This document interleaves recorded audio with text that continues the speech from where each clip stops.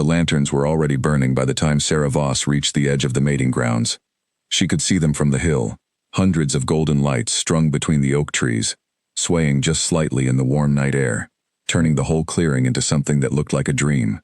The pack was gathered below. She could hear the low hum of voices, the occasional burst of laughter, the deep ceremonial drumbeat that had marked the beginning of every mating rite for the last 400 years. She was supposed to be down there. Every unmated wolf in the territory between the ages of 18 and 35 was supposed to be down there. That was the law. Not a suggestion, not a tradition people followed when it was convenient, an actual law, carved into the founding charter of the Vale territory and enforced by the Alpha King himself. Missing the mating rite without a documented medical excuse or direct royal exemption was the kind of thing that got you called in front of the council, the kind of thing that followed your record for years. Sarah knew all of this. She had known it since she was 8 years old and watched her older sister come home from the rite with a mark on her wrist and a smile she couldn't stop making. She had known it at 14 when her mother sat her down and explained, in the patient and slightly uncomfortable way mothers explained things, what the rite actually involved and why it mattered. She had known it for the past 3 years. Each time the rite came around and she stood in that same clearing with the same lanterns burning and went home alone, which was fine, which was perfectly fine, which she had absolutely never cried about in her truck on the way home. She was going down. She was already walking down the hill. And then she heard it. It was not a loud sound. That was the strange part. If the drums had been any louder, she would have missed it entirely. It was a low sound, rough and ragged, like something trying to breathe through water. It came from the tree line to her left, the dark part of the woods where the lantern light did not reach and the ceremony had never extended. Sarah stopped walking. She was a soldier. She had been a mid-rank soldier in the pack's defense unit for 6 years, and in those 6 years she had developed the kind of instincts that do not ask permission before they act. The sound was wrong. Not dangerous wrong, not a threat wrong, but hurt wrong. The specific quality of a sound made by something that was trying very hard not to make a sound, and failing. She turned toward the tree line. Just to look. She would just look. She would determine there was nothing there. A fox, a fallen branch catching the wind, her own overworked imagination, and then she would go down to the right, and stand in the correct place and do the correct things, and go home exactly as she had gone home for the past 3 years. Alone and fine and absolutely not crying. The trees were dark. She stepped between the first 2 oaks and let her eyes adjust. There was a shape on the ground.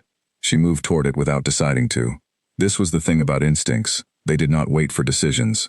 The shape resolved slowly as she got closer.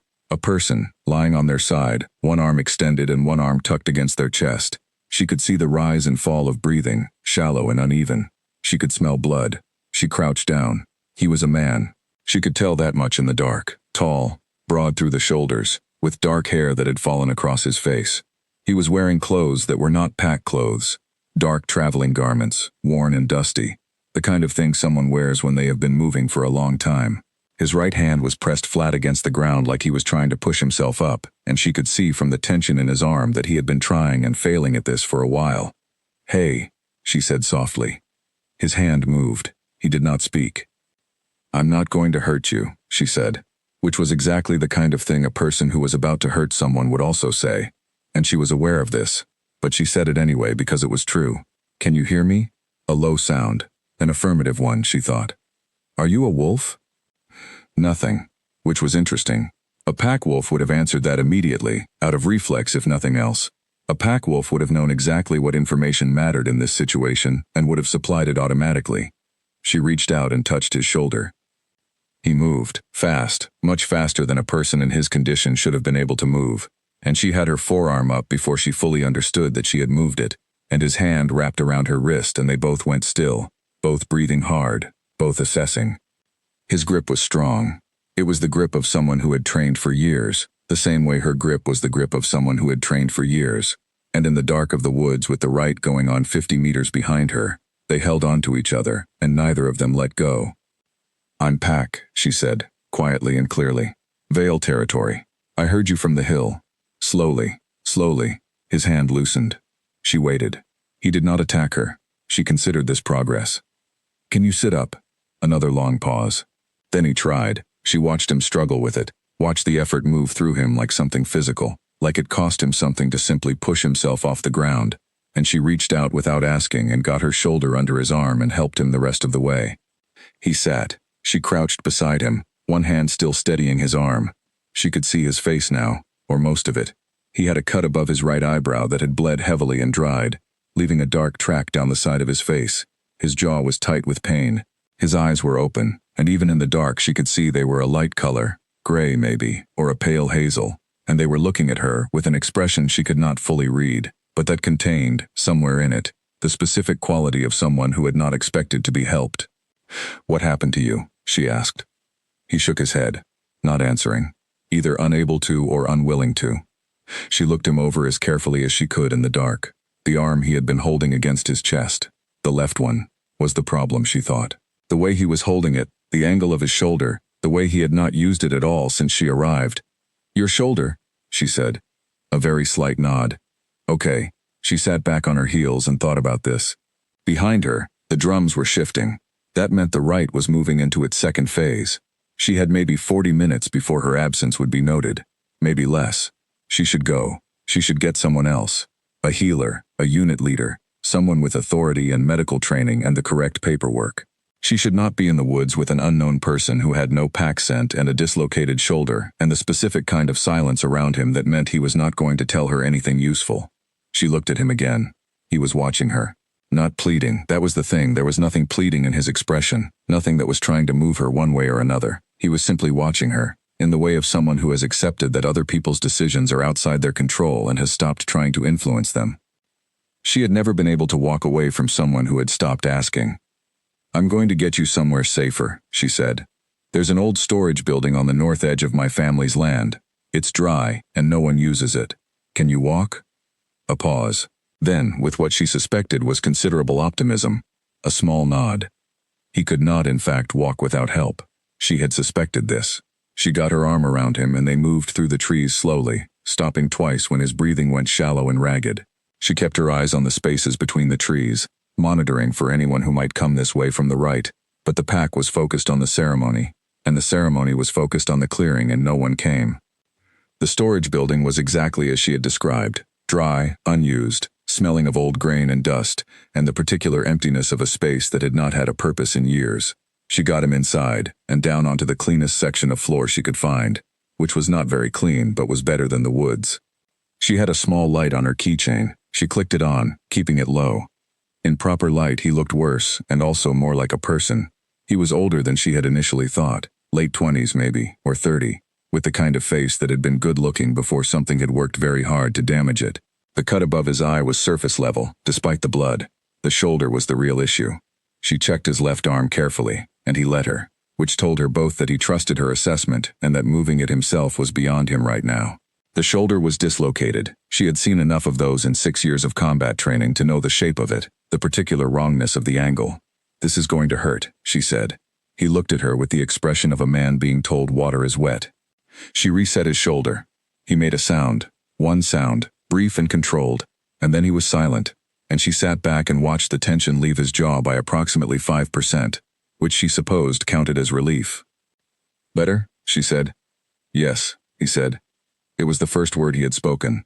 His voice was low, slightly rough, accented in a way she could not immediately place. Not local, not even close to local. She handed him the small water bottle from her jacket pocket. She always carried one, another soldier habit, and watched him drink half of it and stop, rationing it, which told her he had been in bad situations before and knew not to take too much too fast. She should ask him questions. She had approximately 40 questions lined up behind her teeth, fighting for first position. She asked none of them. This was partly because she was aware that a person in his condition was not going to give useful answers, and partly because she had a feeling, a specific, instinct-grade feeling that she had learned over 6 years not to ignore, that the answers were going to make everything much more complicated, and she needed to think before she complicated things. "Stay here," she said. "Don't open the door. Don't make noise. I need to go back to the Rite." He looked at her steadily. "You don't have to come back," he said. "I know," she said. She stood up and brushed the dust off her knees and went to the door. She stopped with her hand on the latch. There was something on his collarbone. She had seen it when she reset his shoulder, when his collar had shifted. A mark, not a scar, not a wound. A brand, old and healed, the kind that had been there for years. She had only seen the edge of it in the low light, just the outer curve of whatever shape it made. She had seen that curve somewhere before. She was almost sure of it. She could not think, right now, where. She went back to the right. The ceremony was still in progress when she came out of the trees, and she took her place at the edge of the gathering and kept her face neutral and her breathing steady, and told herself she had not just spent the past 20 minutes resetting the shoulder of an unknown man with no pack scent, who had been lying in the dark woods outside the most significant social event in the Vale calendar. Around her, the pack moved through the Rite. Pairs formed and drifted and reformed. The lanterns swung. The drums continued their slow, deep pulse. Sarah stood very still at the edge of all of it and watched, and thought about a brand she almost recognized, and waited for the feeling in her chest to tell her what she was supposed to do next. It didn't.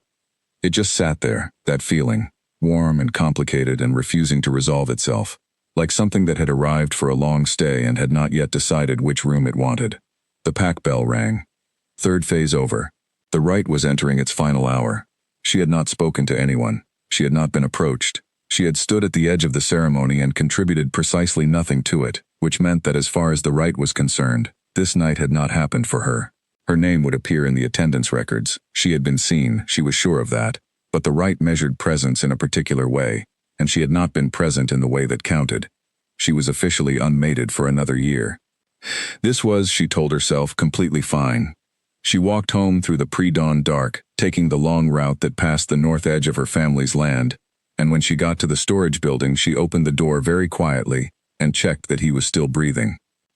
He was asleep actually, deeply and heavily, in the way of someone whose body had simply shut down because continuing was not optional. His left arm was resting at a better angle than before. The water bottle was empty. She left.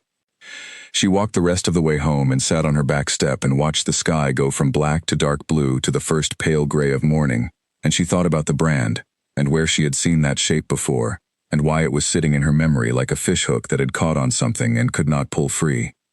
The pack bell rang again, far away, the closing bell, the one that meant the Rite was officially over for another year. Somewhere across the territory, her pack was going home. Some of them were going home with new marks on their wrists. Some of them were going home alone. All of them were going home to the same world they had woken up in yesterday, unchanged. The same territory under the same Alpha King, with the same laws and the same expectations, and the same consequences for the same violations. Sarah sat on her back step and looked at the lightening sky and thought about a man she didn't know the name of, and a brand she couldn't quite remember, and the specific, quiet feeling of a person who has just made a decision without realizing they were making it. The morning birds started up one by one, filling the silence with ordinary sound. She went inside and made coffee and did not sleep. By noon, the pack would know she had not completed the Rite. By nightfall, someone would have questions. She did not wait for nightfall. By 2 in the afternoon, while she was sitting at her kitchen table pretending to read the unit's weekly report and actually staring at the same paragraph for 40 minutes, her phone rang. The name on the screen was Lena Carr, her closest friend in the defense unit, 3 years her senior, with a talent for appearing at exactly the moment when things were about to get complicated. Sarah answered on the second ring.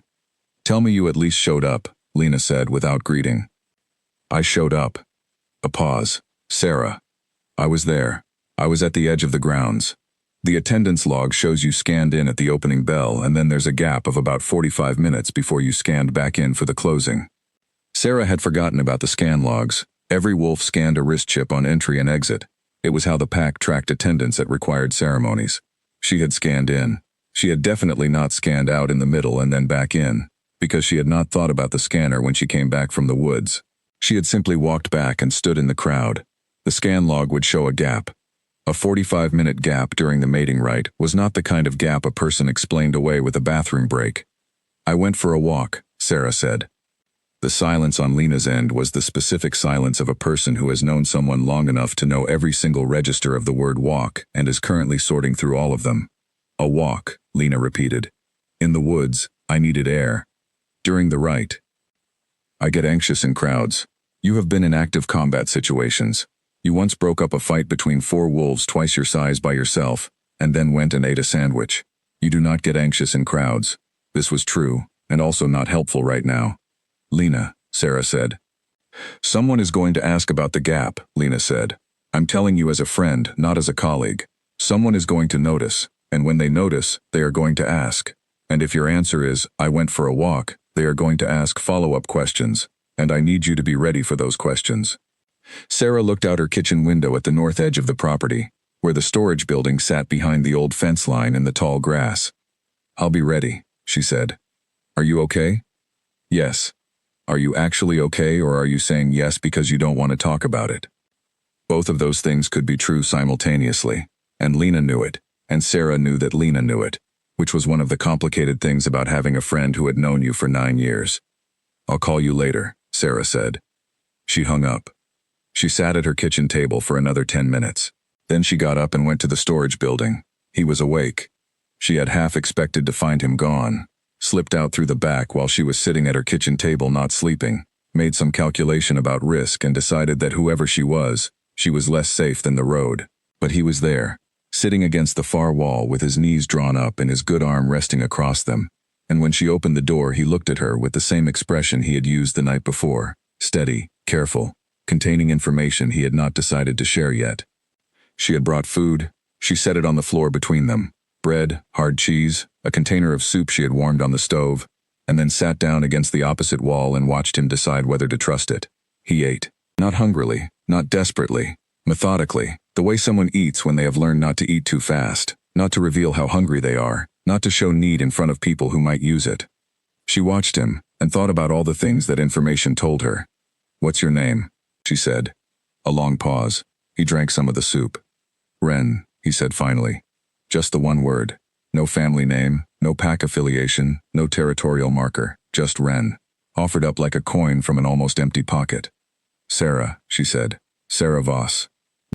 He nodded. He had already known she was Vale Pack. She had told him that in the woods, and the Voss name was mid-rank, common enough in the territory. Not one that would mean anything to an outsider, unless that outsider knew things about the Vale Pack's internal structure, which most outsiders did not. He showed no reaction. She filed that away. How long have you been in the territory? She said. 3 days. Where did you come from? He looked at her for a moment. Then he looked at the soup container. I'll tell you what I can, he said. Not everything. Not yet. This was honest, at least. She appreciated honest more than she appreciated complete. All right, she said. Tell me what you can. He was quiet for a moment, organizing something. She could see it, the way his eyes went slightly unfocused while he made decisions about sequence and disclosure, the way a person looks when they are not deciding whether to trust you but deciding how much trust is operationally safe right now. I was traveling through the territory, he said. I was not trying to draw attention. I was moving along the east border, away from the packlands, staying in the open country. Something found you anyway, she said. Something found me anyway. A pause. 3 individuals. I don't know if they were pack or not. They didn't carry pack markers, but they knew the territory, the way they moved, the paths they took. Sarah's jaw tightened. People who moved through Vale territory with that level of familiarity without being pack were either hired outsiders who had been given maps, or, worse, pack members acting without their pack affiliations visible. The second option was not a thing that was supposed to happen. The second option was the kind of thing that had very specific names in pack law and very specific consequences. 3 against 1, she said. I've managed worse odds. Clearly not this time. He looked at her steadily. I managed to survive. That was the objective. Fair enough. She looked at his shoulder. The left one, the one she had reset last night. He was holding it differently now, better, though he was still guarding it. Can you move it? She said. He demonstrated. Not full range, not yet, but enough. He'd heal faster than a human would. Whatever he was not human. That much she had established.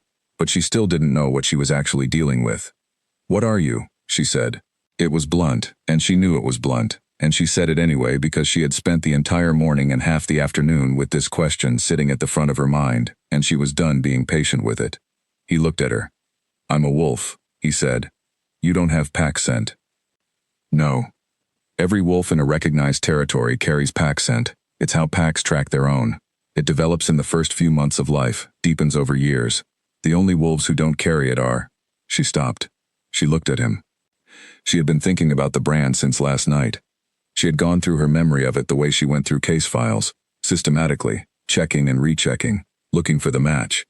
And somewhere around 4 in the morning, sitting at her kitchen table with her 3rd cup of coffee, she had found the edge of it, Not the full picture, not the name, but the shape of the memory that contained it. A briefing. Years ago, during her first year in the defense unit. A historical briefing about the Vale Territory's expansion. The territories it had absorbed. The packs it had integrated. The ones that had not survived integration. The ones that no longer existed. Wolves who no longer had living pack scent. She stared at him. He met her eyes and said nothing. And the nothing was its own kind of answer. Loud and heavy in the dusty quiet of the storage building. The Rene pack, she said, because the word Ren had been sitting in her brain attached to something she hadn't accessed yet. And suddenly, she accessed it. That's not just your name, you're named after the territory. A very slight shift in his expression. Something that might have been surprise, if the expression had been allowed to complete itself. Most people don't make that connection, he said. I'm a soldier. I read briefings. She took a breath. The Renpack was absorbed by the Vale Territory 7 years ago. The Eastern Territory's expansion, the Alpha King's consolidation push. That's one way to describe it. One way, she filed that too. The Rene Pack had been one of 4 Eastern Territories absorbed in the year the Alpha King had extended his reach. The official record described it as a peaceful integration, voluntary alignment, mutual benefit, the usual language. She had read it in a briefing and moved on because there were 12 other items in that briefing, and she was 22, and more interested in tactical maps than political history.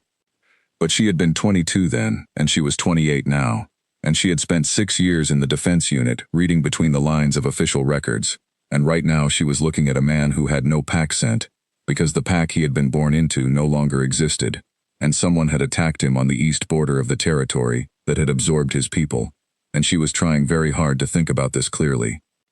The brand, she said. He went still. On your collarbone. I saw it last night when I reset your shoulder. She paused. It's a royal mark, isn't it? From the Rene pack. The stillness lasted for several seconds. Then he reached up with his right hand and pulled the collar of his shirt down slightly, and she saw it properly for the first time. A circular mark, old and healed, with an intricate design inside it that she couldn't read from this distance but that had the specific quality of old heraldry, the kind of mark that designated lineage, the kind of mark that designated succession. She looked up from the brand to his face. He was watching her work through it. Not helping, not hindering, just watching. The way someone watches a person they have decided to give a chance to, wanting to see how far they get on their own. She got there. It took her another 4 seconds and it hit her like stepping off a curb she hadn't seen. You're the heir, she said. The Ren pack's heir. Ren said nothing. That's why you have no pack scent. The pack is technically still recognized in the absorption records. It wasn't dissolved. It was integrated. But if you were outside the territory during the integration, if you were traveling, if you were young and the absorption happened before your scent fully settled. She stopped. How old were you? 17, he said quietly. 17. Young enough that pack scent was still developing, still anchoring. If the absorption had happened at 17, if he had been outside the territory when it occurred, if no formal integration ceremony had been performed for him specifically, he would be a wolf without a pack signature, technically of the Vale territory, technically integrated, but carrying no territorial scent marker because the moment of integration had never happened for him personally. Does the Alpha King know you're in the territory? She said. Some people in the court know. Not the same thing. Very not the same thing. Ren. She said his name carefully. The way you say a name when what you actually mean is pay attention to what I'm about to say. Someone attacked you 3 days ago on the east border. Someone who knew the territory. Someone who did not want it known that they had done this. He held her gaze. If members of the court know you're here, she said, and someone just tried to make sure you didn't stay here, then someone in the court arranged that attack. A long silence. Yes, he said. The word sat between them like a stone dropped into still water, and the ripples it made were the kind that changed the shape of everything they touched. Sarah looked at the floor. She looked at the space between them. She looked at the empty soup container and the half-eaten bread and the ordinary, unremarkable contents of an ordinary, unremarkable storage building on the north edge of her family's land. Then she looked at him. I need you to stay here until I figure out what to do, she said. You don't have to. I know I don't have to. She stood up, brushed her hands on her jeans. I did it anyway. I'm still doing it. She looked at him steadily. Rest your shoulder. I'll come back tonight. She went to the door. Behind her, very quietly, he said, Why? She put her hand on the latch. Because 3 people attacked you on your own territory and left you in the dark, she said. And because I heard you from 50 meters away, and I'm a soldier, and I don't leave people in the dark." She went out. She was halfway back to the house when her phone rang again. Different number this time. One she recognized with a drop in her stomach. The PAC administration office. She answered it. "Sarah Voss," said the voice on the other end. Flat, official, reading from a form. "You are requested to appear before the Alpha King's administrative coordinator at 9 tomorrow morning. This is in regard to an irregularity noted in the mating rite attendance records." She stopped walking. The sky above her was pale afternoon blue, ordinary and enormous. "I'll be there," she said. She hung up. She stood in the tall grass between her house and the storage building and thought about the morning scan log and the 45-minute gap and the man in the storage building and the brand on his collarbone and what it meant and what she was going to say tomorrow and what she was absolutely not going to say. She had until 9 tomorrow morning. She went inside and sat down at her kitchen table and started thinking. She thought for 3 hours. By the time the sun had dropped below the tree line and the kitchen had gone dim around her, she had worked out the shape of what she knew and what she could say, and what the gaps were between those two things. What she knew, a man named Ren, the surviving heir of the Rennie pack, had been attacked inside Vale territory 3 days ago. Someone in the Vale court had knowledge of his presence. The attack had been designed to be untraceable. No pack markers, no witnesses. Done in the open country where the east border met the wildlands. It was meant to look like a rogue encounter or not look like anything at all. Because a man with no current pack affiliation who died quietly in the eastern borderlands would not generate a formal investigation. It had not worked, because she had been on the hill above the mating grounds at the wrong moment and had the wrong kind of hearing. What she could not say, any of the above, to anyone, without immediately putting Ren in the kind of danger that made 3 attackers seem manageable by comparison. The moment she disclosed what she knew, the heir, the brand, the court connection, she lost all control of what happened next. The information would move through channels she couldn't see, and some of those channels ran directly to whoever had arranged the attack in the first place. What she could say? Nothing useful, which meant that tomorrow morning, when she sat in front of the administrative coordinator and explained a 45-minute gap in her Rite attendance log, she was going to have to do it without the truth and without a lie good enough to survive close inspection. This was a problem. She was still working on it when headlights swept across her front window. A vehicle in her drive. She recognized the sound of the engine before she looked. Lena's truck. She went to the door before Lena knocked. Lena was standing on the step with 2 takeaway cups of coffee and the expression of someone who has been sitting on something all day and has decided that tonight is when it comes out. "Come in," Sarah said. Lena came in.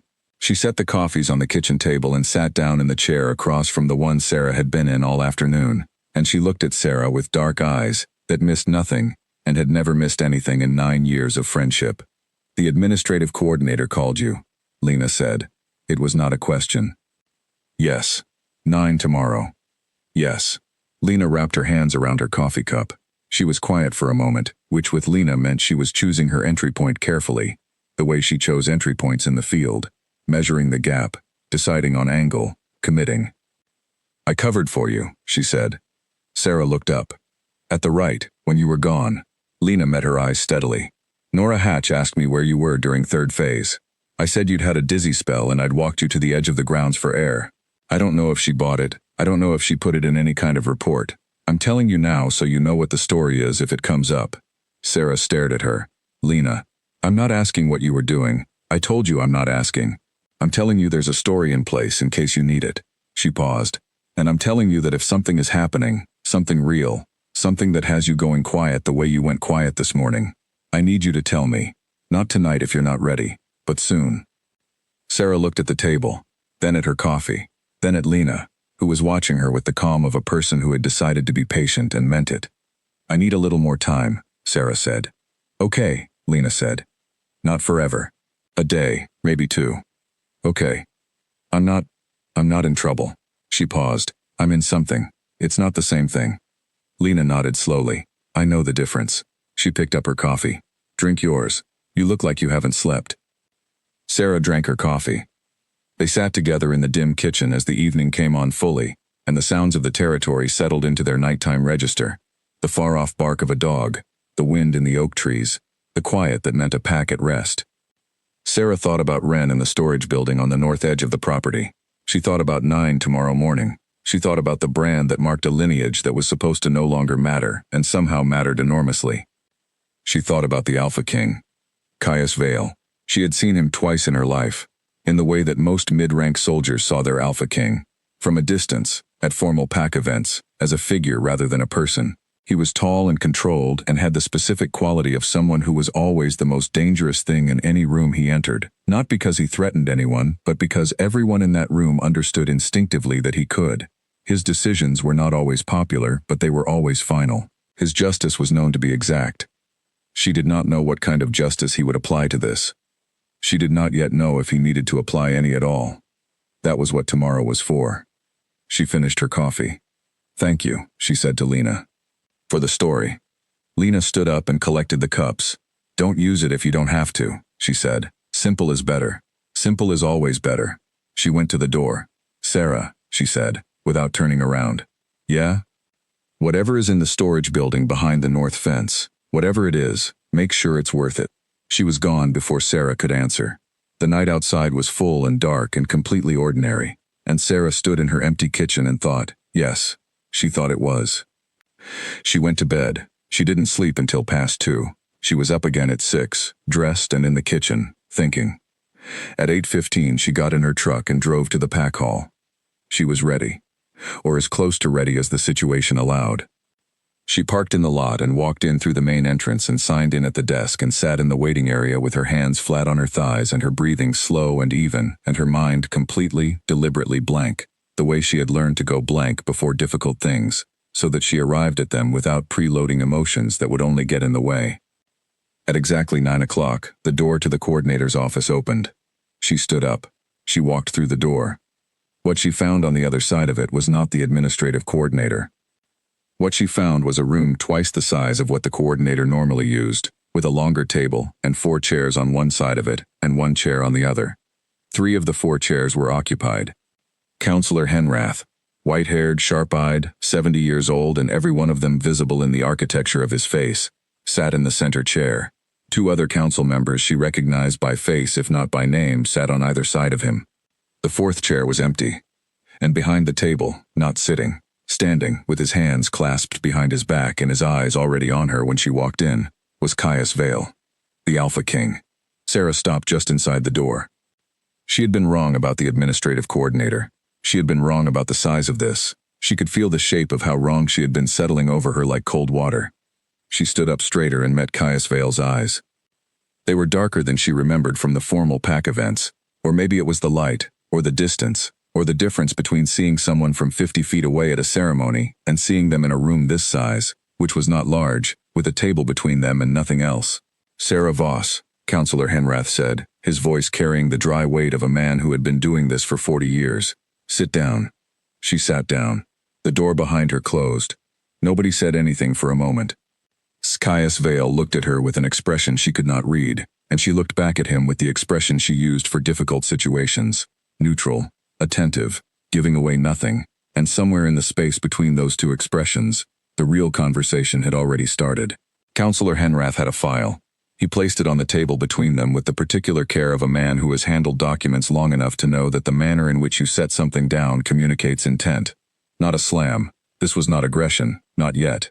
But not gentle either. A placement that said, "This exists, and its existence is a problem, and you are the problem." Sarah looked at the file without touching it. "The mating Rite attendance log," Henrath said, "shows a gap in your scan record of 47 minutes. From the beginning of 3rd phase to the start of the closing ceremony." He opened the file to the relevant page and turned it to face her, though she could see from where she sat that it was exactly what he said it was, a scan log with her name and a gap. "Would you care to explain that?" "I went outside the grounds for air," she said. "I have a documented history of anxiety in enclosed gatherings. It's in my unit medical record." This was true. It was one of the few true things she could say today. The anxiety was real. The medical notation was real. And it was old enough that no one could claim she had manufactured it for this occasion. Henrath looked at her without expression. "The grounds are not enclosed. The density of the gathering produces a similar effect. You've attended the Rite for the past 3 years without incident. The past 3 years were not as large a gathering. This was also true. Attendance had been high this year because of a particular cohort of wolves coming of age. I found it difficult. I stepped back for air. I returned when I felt better. Henrath turned a page in the file. You were seen, he said, at the tree line, the north tree line, which falls outside the ceremony grounds entirely. Sarah's pulse did not change. She had anticipated this. She kept her expression the same. The north tree line borders the grounds, she said. I didn't cross it. I was standing near it. A witness report places you moving into the tree line. A witness was mistaken about the distance. Henrath looked at her over the top of the file, and she looked back at him, and neither of them looked away. Then Caius Vale spoke. He had said nothing since she sat down. He had done nothing since she sat down except stand behind the council table with his hands behind his back and watch the exchange with the quality of absolute attention, not passive, not neutral, but present in the specific way of someone who is absorbing everything and has decided that the moment to act has not yet arrived. Let me ask you something different, he said. His voice was not what she had expected. She had expected authority. She got it. The voice carried it without effort. But she had also expected distance. The formal register of a man who had been Alpha King for 15 years and had learned to wear the title like armor. What she got instead was something more direct, almost conversational. Almost. When you were at the tree line, he said, did you encounter anything unusual? Sarah looked at him. This was the question she had been afraid of, and it was also the question she had prepared for, and the two facts did not make it easier to answer. She had prepared 3 different responses, depending on how it was phrased. This phrasing, anything unusual, was the broadest, which meant it gave her the most latitude and also the least cover, because a broad question was harder to answer specifically, without the specific thing you were leaving out becoming visible in the negative space of your answer. No, she said. Not a flinch, not a delay. Flat and certain, with the confidence of someone who has made a decision and is committed to it. Caius looked at her for a moment that lasted slightly longer than a comfortable moment. Nothing in the woods, he said. No sound, no movement. Nothing that drew your attention toward the tree line in the first place.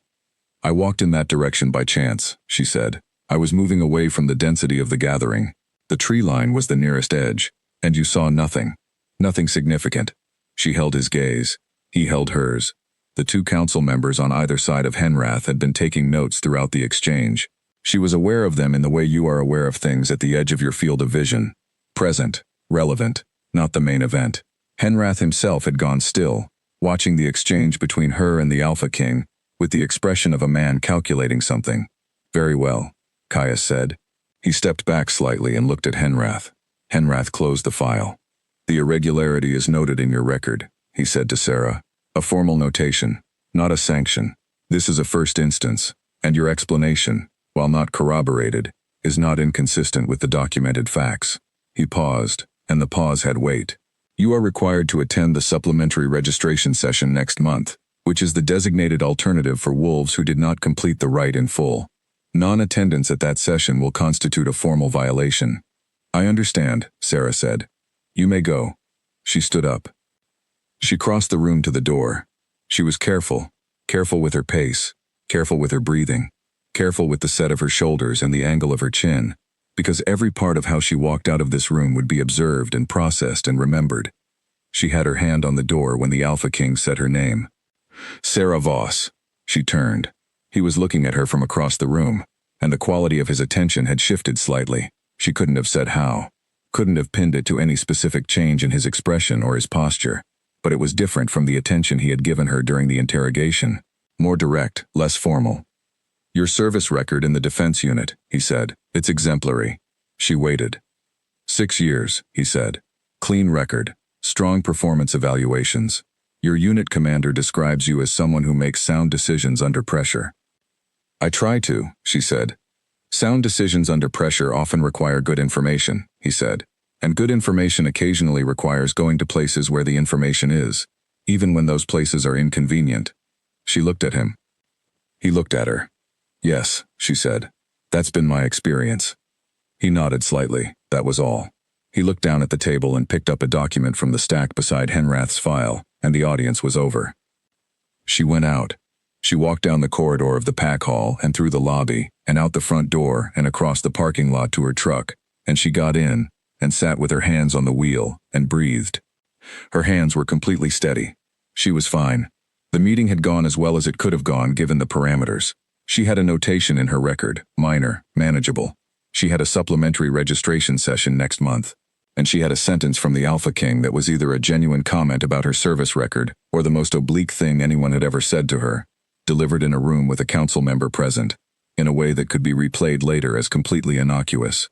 She had not been able to tell which it was. She thought about it all the way home. She thought about the way he had said anything unusual, with that particular weight on the word unusual. She thought about the way he had held her gaze for just a beat too long after she said nothing significant. Significant, the qualifier she had chosen because nothing was too absolute and significant gave her room. She thought about the way he had told her that sound decisions under pressure require good information, which was either a general observation or a very specific one. She pulled into her drive. She sat in the truck for a minute. Then she got out and went directly to the storage building. Ren was up and moving. She could hear him before she opened the door, the sound of careful, slow movement. She opened the door to find him standing near the window, his left arm testing its range of motion in small, deliberate arcs. He stopped when she came in. He looked at her face. "How bad?" he said. "Not bad. A notation in my record. A supplementary registration session next month." She leaned against the doorframe. The Alpha King was there. Something crossed Ren's face that she couldn't fully read. It moved too quickly, was controlled too fast. "What did he say?" Ren asked. "He asked if I'd seen anything unusual at the tree line." She paused. "He said my service record was exemplary." Ren was quiet for a moment. "He knows something," he said. "Maybe. Or he was establishing that I'm the kind of person who makes sound decisions under pressure, which could mean exactly what it sounds like, or it could mean he's telling me something." She looked at Ren steadily. "Do you know the Alpha King personally?" "I knew of him," Ren said carefully, "before. My pack had dealings with the Vale territory. I was young. I didn't sit at those meetings. But you know his reputation. Caius Vale has been Alpha King since he was 26. He held the Eastern Territories together through 3 border crises and a succession war in his own family before he had been on the throne for 4 years. Ren's voice was measured, controlled, but she could hear the current beneath it. He is not a man who overlooks things. If he asked you about the tree line, it was not a routine question. No, she agreed. It wasn't. She thought for a moment. Who in the court knew you were here? You said some people in the court knew. A man named Prescott. He was a liaison to the Rene Pack during the years before the absorption. He contacted me 6 months ago and said there were things I needed to know about how the absorption was handled. He arranged my travel. He was the one who said coming into the territory was safe. And then, 3 people tried to kill you on the east border. Yes? Is Prescott still alive? Ren looked at her. I don't know, he said quietly. Sarah looked at the floor. She was building a picture, and the picture was not a comfortable one. A liaison who had arranged the visit. An attack on the east border. A survivor left outside the mating grounds where a mid-rank soldier from a family with certain Eastern connections might find him. She stopped on that. A family with certain Eastern connections.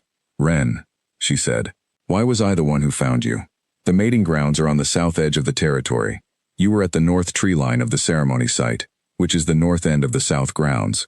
That puts you about as far as possible from the east border where you were attacked. You moved that far in 3 days with a dislocated shoulder. She paused. That's a specific location. That's a chosen location. Ren was looking at her with an expression that was, for the first time since she had met him, something close to uncomfortable. Prescott told me, he said slowly, that if something went wrong, if I needed help inside the territory, there was a family near the north edge of the south grounds, the Voss family. He said they had Eastern ties that were never formally recorded. He said I should look for a woman. The sentence landed in the quiet of the storage building and stayed there. Sarah did not move. She was thinking about her mother, who had never explained certain things. She was thinking about her grandmother, who had died when Sarah was 12, who had carried a particular accent that had faded over decades but never entirely disappeared. She was thinking about the things that were never formally recorded, and the reasons those things remained unrecorded. She was thinking about how this had felt, from the beginning, like stumbling, like accident, like pure chance and good hearing and a soldier's instincts. It had not been any of those things. You were placed in front of me, she said. Her voice was very level.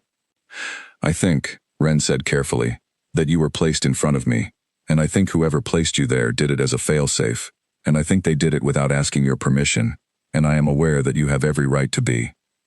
I'm not angry, she said. She was something. She wasn't sure yet if it was anger. I'm going to need you to tell me everything, she said. All of it. The parts you weren't going to tell me yet. The parts that are complicated. The parts where you think the information might put me in danger. She met his eyes. I'm already in it. The information is just the map. Ren looked at her for a long moment. All right, he said. He sat back down against the wall, and he began to tell her the real story. The real story took 2 hours. She did not interrupt. She sat against the opposite wall with her knees pulled up and her arms resting on them, and she listened the way she listened to tactical briefings, fully, without the side channel of her own reaction running alongside, saving the reaction for after. Ren was not a natural storyteller. He was organized. He gave information in the order in which it became relevant, with references back where necessary, without decoration or performance. She found this easier to follow than someone who would have told it with more feeling. Feeling would have required her to manage his feeling as well as the information itself, and the information was already a great deal to manage. The short version of what he told her was this. The absorption of the Rene pack 7 years ago had not been voluntary. The long version was considerably more complicated. The Rene pack had been one of the largest of the Eastern territories, not in land but in population, in trade connections, in the alliances it had maintained for 2 centuries with the Central and Northern packs. When Caius Vale had extended his reach eastward, the Rene pack had been the significant obstacle. Absorb them or lose the entire eastern expansion. The negotiations had lasted 18 months. What had ended them was not a treaty. What had ended them was the death of the Rene pack's alpha, Ren's father, under circumstances that the official record described as a sudden illness, and that Ren described, quietly and precisely, as something else entirely. I was 17 and outside the territory on a training journey, he said, standard for heirs, 3 months in neutral territory, learning to operate without pack support. I came back to find the absorption already signed. My father's second had signed it, citing a crisis of leadership following the Alpha's death. The integration was complete before I crossed the border. And no one challenged it, Sarah said. The second had the authority. The paperwork was correct. The Vale Territory's administrative process was very thorough. By the time I arrived, there was nothing to challenge. A pause, except the manner of my father's death, which I could not prove then and cannot prove now with what I currently have. What does Prescott have? Documents, records from the absorption process that were sealed under the administrative security classification, the kind of classification that prevents them from being accessed by anyone below council level. He was a liaison. He saw things during those 18 months. He kept copies. Copies that implicate someone in the court, Sarah said. Someone specific in the court. The person who arranged the original negotiation, who managed the process, who had access to my father during the period before his death. Ren paused. Counselor Henrath. The name landed. Sarah thought about the man who had sat across from her that morning with a file and cold eyes and 70 years of careful calculation. Henrath was involved in the Eastern expansion, she said slowly. He was part of the negotiation team. I know that much. It's public record. He held the Eastern portfolio for years. He still holds it, Ren said. He has held it for 22 years. He has significant influence over everything that happens in the Eastern territories, including who knows what about the absorption records. And someone has been using that influence to keep certain things from reaching the Alpha King, Sarah said. Ren looked at her. Here is what I do not know, he said. I don't know if the Alpha King is aware of what Henrath may have done. I don't know if he is complicit or if he has been managed, kept at a distance from information that would change his understanding of what the Eastern expansion cost. He held her gaze. The Alpha King built his territory through the Eastern expansion.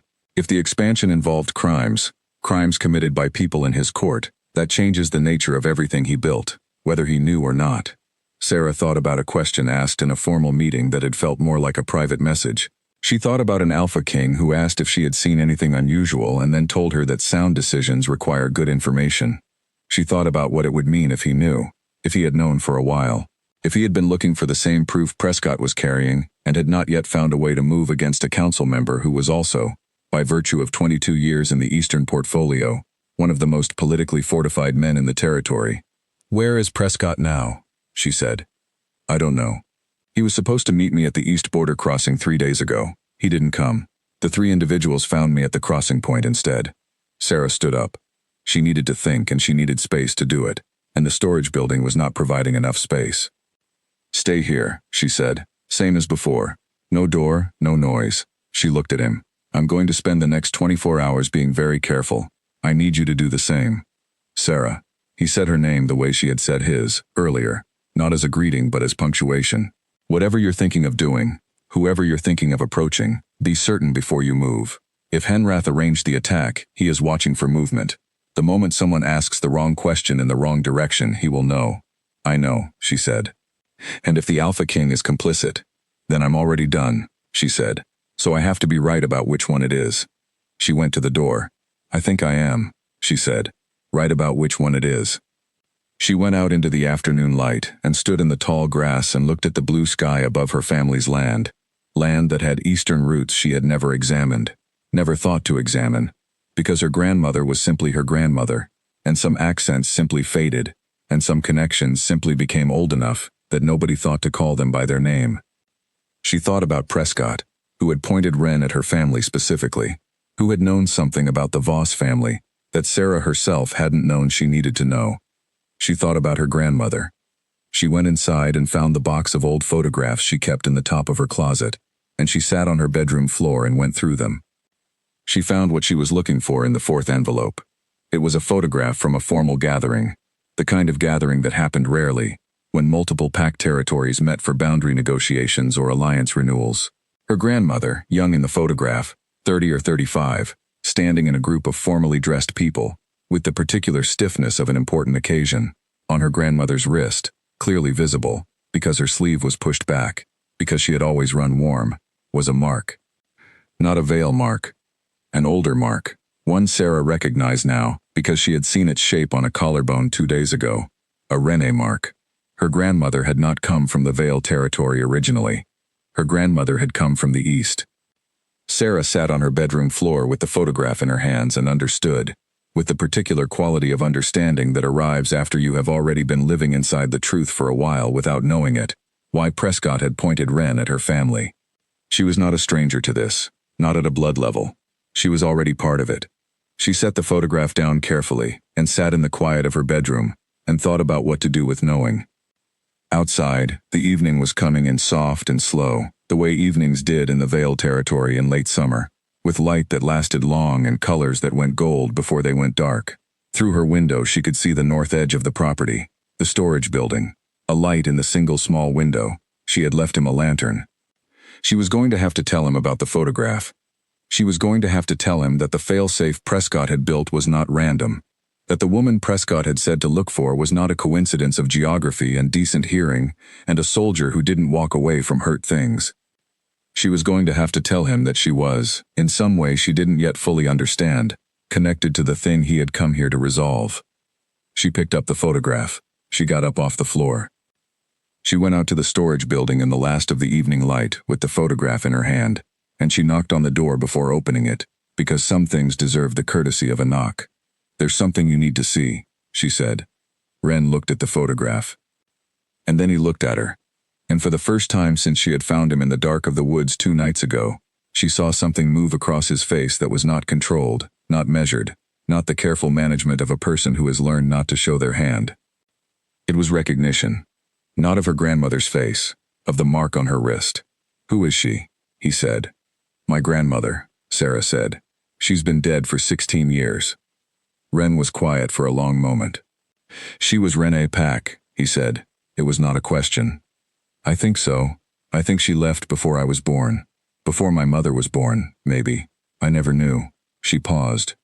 "Does it change anything?" Wren looked at the photograph for another long moment. "It changes everything," he said quietly. "And also nothing. And I think Prescott knew exactly what he was doing." Outside, the last of the gold left the sky. Tomorrow, Sarah had a feeling, was going to be the day things moved. She was right. The knock at her door came at 6 in the morning. Not her phone, not a call from the administrative office, an actual knock, sharp, 3 times, with the particular cadence of someone who had decided not to be quiet about it. Sarah was already awake. She had been awake since 4, sitting at her kitchen table in the specific dark of very early morning, with the photograph of her grandmother on the table in front of her, and a cup of coffee gone cold beside it. She had been thinking about the shape of a decision she was not yet ready to call a decision, turning it in her mind the way you turn a stone in your hand, to see where it catches the light. She went to the door. 2 enforcers. Pack uniforms, formal configuration, not the standard response gear but the dress version, which meant this was not a patrol visit or a welfare check. The taller one had a document in his hand, sealed with a wax emblem she recognized. The Alpha King's administrative seal. Sarah Voss, the taller enforcer said. We have a secondary summons. The Alpha King requests your presence at the Royal Hall at 10 this morning. She took the document. She broke the seal. She read it. It was formal and brief, and said exactly what the enforcer had said, in considerably more official language. There was one addition, at the bottom, below the official language and the administrative signature, a handwritten line, 4 words, in script she had never seen before but that carried the weight of something personal in an impersonal document. Come prepared to speak. She folded the document. I'll be there, she said. The enforcers left. She went back inside. She stood at her kitchen table and looked at the photograph and the cold coffee, and thought about 4 handwritten words that were either a courtesy note from a king's aide, or the most specific direction she had been given in this entire situation. Come prepared to speak. Not prepared to answer questions, not prepared to explain herself, prepared to speak, which implied content, a direction, something to say rather than something to respond to. She had 1 hour to decide what she was going to say. She made fresh coffee. She thought. At 7:15 she went to the storage building. Ren was awake and dressed. He had been sleeping in his traveling clothes, which were cleaner now because she had quietly washed them yesterday while he slept. One more small act of a person who had decided to be in something without fully admitting it to herself. He looked at her face when she opened the door and asked no questions, which told her he could read the situation from her expression without requiring explanation. She told him about the summons. She told him about the 4 handwritten words. She watched him think. This is not routine, he said. No.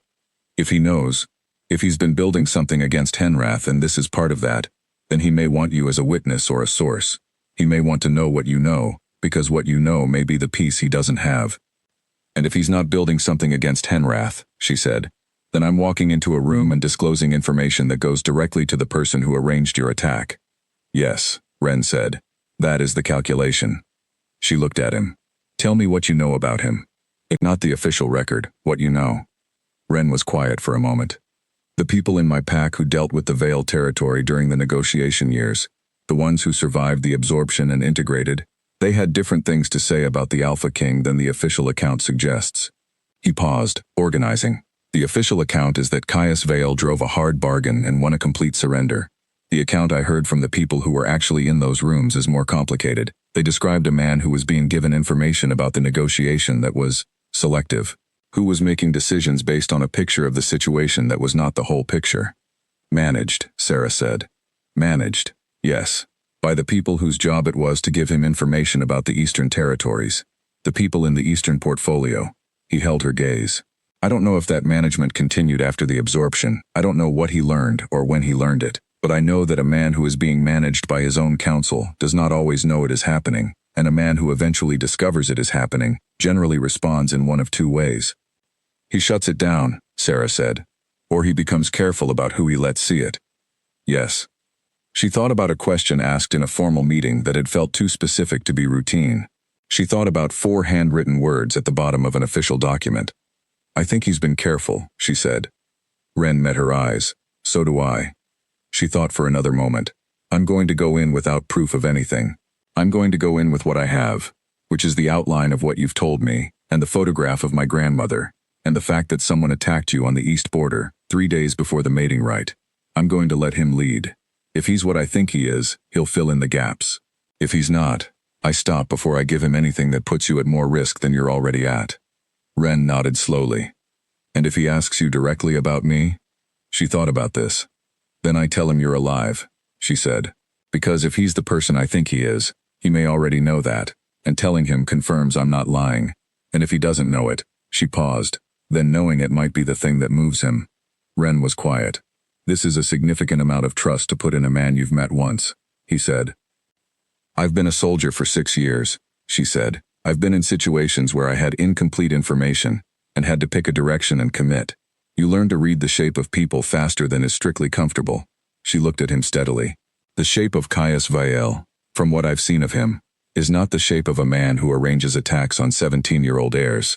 It could be wrong. I've been wrong before. What does being wrong look like in this scenario? Things get much worse very quickly, she said. Ren looked at her for a long moment. All right, he said. Go. Stay here. she said. If I'm not back by 2 this afternoon, contact Lena Carr. She's in my unit. Tell her everything. She'll know what to do. How will I contact her? Sarah pulled a card from her pocket. She had written Lena's number on the back of it earlier this morning, during the hour of thinking, and handed it to him. He took it. She went to the door. Sarah. She turned. He was looking at her with an expression that had something in it she did not have a word for, not quite gratitude because gratitude was too simple and also not quite adequate, and not quite the thing that comes before trust because they were already past that point, something in between those things, or past them both. Thank you, he said. Not for today, for all of it. She nodded. She went out. She drove to the Royal Hall. The Royal Hall was not what most people imagined when they heard the name. It was not a dramatic structure, no towers, no gates with guards in formal dress, no imposing stone that announced its own importance. It was a large, functional building in the center of Pack territory, built in the same practical style as the older Pack buildings, with wide corridors and high ceilings and rooms that were sized for groups rather than for single people. The monarchy of the Vale territory had always been a working monarchy, not a decorative one, and the building reflected that. She was met at the entrance by a woman she did not recognize, young, composed, with a tablet and the specific efficiency of someone whose job was to move people through spaces at the correct speed. Voss, the woman said. Yes, this way.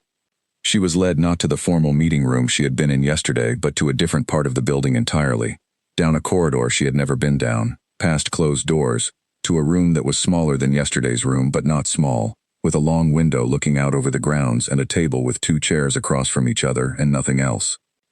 She was left there alone. She stood at the window and looked out at the grounds, morning light, dew still on the grass, the sky a clear pale blue that promised heat later. She breathed slowly and kept her mind blank and waited. The door opened behind her. She turned. Caius Vale came in alone. No Henrath, no council members, no aides with notepads, just him. In less formal clothes than yesterday. Working clothes, the kind he wore when he wasn't performing the role but inhabiting it. And he came in and closed the door, and stood there looking at her for a moment, before he moved to the table and gestured toward the chair on her side. Sit down, he said. But it was different from yesterday. Yesterday, Henrath had said it. Today, it came from him. And the quality was entirely different. Not instruction, almost an invitation. She sat. He sat across from her. He put his hands flat on the table and looked at her directly and said, I'm going to tell you something, and then I'm going to ask you something, and I need you to decide very quickly whether to trust what I'm telling you. I understand that's a significant ask. I don't have time to build trust the slow way. She said nothing. She waited. Prescott is dead, he said. The words landed clean and flat. His body was found this morning at the East Border Station, Caius continued. His voice level and controlled but carrying something beneath it that she had not heard in yesterday's meeting. Something that might have been anger, if he had let it become that. He had been dead for approximately 3 days. He was a member of my administration, in the liaison records going back 22 years. His death was reported as a traveler's accident. He paused. I do not believe it was an accident, he said. Sarah looked at him across the table. 3 days ago, she said, because she needed to be precise about the timeline. 3 days ago. His eyes held hers. The night before the mating rite. The same night that your attendance log shows a 47-minute gap. He paused. The same night that I received a secondary report, not from Henrath, not through the Eastern portfolio, but from a different channel, that an unknown individual was injured and unaccounted for in the East Border region. He stopped. He was letting her decide. She understood, in that moment, what the 4 words had meant. Not preparation for a testimony or a deposition, or an official account. Preparation for a conversation between 2 people, who each had a piece of something, and needed to decide if they were going to put the pieces in the same place. She reached into the interior pocket of her jacket. She put the photograph on the table between them. She watched his eyes move to it. Watched him take in the image, the formal gathering, the group of people, her grandmother, the mark on her wrist. When he looked back up, his expression had changed in a way she could not have described but could clearly read. He knew what the mark was. My grandmother, she said. She was Rennie Pack. She left the Eastern Territories before I was born. Yes, he said quietly. I know. He looked at her steadily. Tell me what you know, he said. All of it. I will not move against the source of your information. I give you my word as Alpha King, and I understand if that means nothing to you right now. And I'm asking you to extend me the same courtesy that you extended to someone else 3 nights ago in the dark." She looked at him. She thought about Wren in the storage building. She thought about Prescott, dead at the east border. She thought about Henrath's file and his cold eyes, and 22 years of managing what the Alpha King knew about the Eastern Territories. She thought about 4 words in someone's own handwriting, at the bottom of an official document. "All right," she said. And she told him everything. He listened the way she had listened to Wren, fully, without interruption, without the side channel of his own reaction leaking into his expression. He was better at it than she was. She had thought her own ability to stay neutral during an information intake was good. His was something else entirely. It was the stillness of someone who had been receiving critical information in high-stakes situations for 15 years, and had learned to treat their own face as a separate problem to be managed. She told him about the night of the Rite and the sound from the tree line. She told him about Wren's condition and his shoulder and the brand. She told him what Wren had told her, the absorption that had not been voluntary, the father who had died of something other than illness, the documents that Prescott had been carrying, the name of the person those documents implicated. When she said Henrath's name, something moved across Caius Vale's face that was gone before it completed itself. But she had been watching closely and she caught the edge of it, not surprise, not the expression of a man who is learning something new. The expression of a man who has just heard a confirmation of something he has been carrying for a long time. "How long have you known?" she said, because she was certain enough to ask it directly. He looked at her. Known with certainty, nothing yet. Suspected, with significant reason, 2 years. He paused. "Prescott made contact with my office 14 months ago, through a channel that bypassed the Eastern portfolio. He said he had documentation. He said the documentation was significant. He said he needed time to deliver it safely, without Henrath knowing he had gone outside the portfolio chain." Another pause. "I gave him that time. I waited. He was careful. Too careful in the end.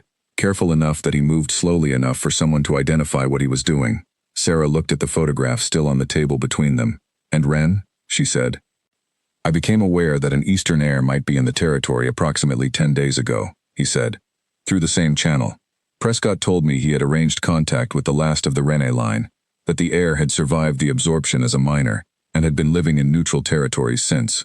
He said the heir had documents of his own, personal records from his father, correspondence from the negotiation period." He met her eyes. Things that, combined with what Prescott had, would be sufficient for a formal proceeding against a council member. "Henrath knew Prescott had gone outside the chain," Sarah said. "Yes, I believe so. Hence the east border. Hence both of them," she said. "Prescott and Wren." Caius nodded. The room was very quiet. Through the window, the morning light had brightened into the full pale gold of midday approaching. The grounds were empty and ordinary, and completely indifferent to the weight of what was happening in this room. "Where is Wren now?" Caius asked. Sarah looked at him. He held her gaze. "I gave you my word," he said. "I'm not asking for a location to send enforcers. I'm asking because he is technically a Vale territory member under the absorption records, regardless of the absence of his integration ceremony. And that means his safety is my legal and moral responsibility. And because I need to speak with him." She made a decision. "He's safe," she said. "On private land. He's been safe since the night of the Rite." She paused. "I can arrange for you to speak with him. Not here, not the hall, somewhere neutral." "Agreed. And I need something from you first." His eyebrows moved slightly. Not displeasure. Closer to the expression of someone who respects a condition being placed. "Henrath cannot know about this conversation," she said. "Not yet. Not until you have what you need to move against him in a way that doesn't give him room to discredit the source or destroy what's left of the documentation." "Also agreed," he said. She looked at him steadily. She looked at him steadily. "How do I know that?" It was the question she had been sitting on the whole time, and she asked it plainly, because it needed to be asked, and because a man who would not engage with a direct question was not a man she could work with, regardless of his rank. Caius Vale looked at her for a moment. "You don't," he said. "Not yet. This is the nature of the situation. There is no verification I can offer you that Henrath couldn't also manufacture. Trust here is not built on evidence. It's built on decision." She thought about Wren saying, "This is a significant amount of trust to put in a man you've met once." She thought about the shape of people, and how she had learned to read it faster than was strictly comfortable. "All right," she said. "I'll arrange the meeting, tomorrow evening, after dark. There's a place I know on the western boundary of my family's land. Neutral, private, no administrative records. I'll come alone, he said. I'll be there, she said. Both of us. He nodded. She stood up. She reached out for the photograph. He put his hand on it, lightly, not preventing her from taking it, just pausing her. Your grandmother, he said. She left the Eastern Territories when she was young. So I now believe. She would have been 12, perhaps 13, when the last formal alignment between the Rene Pack and the Vale Territory occurred. Before my time. Before Henrath's time even. He paused. Not every person who left the East did so willingly. The Eastern Territories had a long history of population movement during times of stress. She looked at the photograph. She never talked about it, Sarah said. People who leave places under difficult circumstances often don't. He took his hand off the photograph. Take it. She took it. She went to the door. Sarah Voss, he said. She turned. He was still sitting at the table, one hand resting on the surface, looking at her with an expression she was getting better at reading. Not the Alpha King's face, but the face of the person behind it. You made a sound decision under pressure, he said. 3 nights ago in the dark, and again today. He paused. I don't say that lightly. She held his gaze for a moment.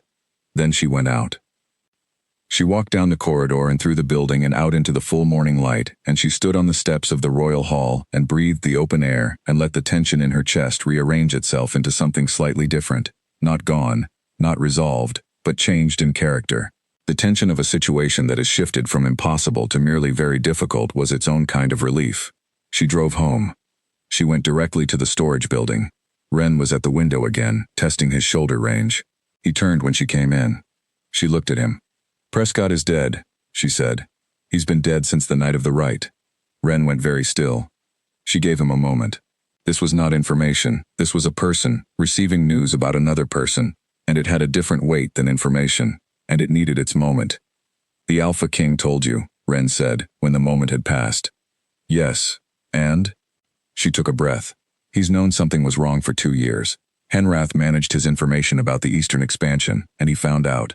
And he's been building toward being able to move against Henrath formally. Prescott was part of that. You were going to be part of that. Ren was quiet. He wants to meet you, she said. Tomorrow night, on my family's land. He's coming alone. Ren looked at her. You trust him, he said. Not accusing. Assessing. I think so. Yes. Why? She thought about it for a moment. Because he asked me why I went to the tree line, she said. And when I told him it was nothing significant, he told me that sound decisions require good information. And then he sent me a summons with a personal note in his own handwriting that said to come prepared to speak. She paused. He was asking me to bring what I knew. A man who was complicit in your attack doesn't ask the person who found you to come prepared to speak. He asks her to come prepared to explain herself. Ren looked at the window, then back at her. All right, he said. Tomorrow night. She nodded. She started to go, then stopped. I know this isn't comfortable, she said. Meeting the man who leads the territory that absorbed your pack.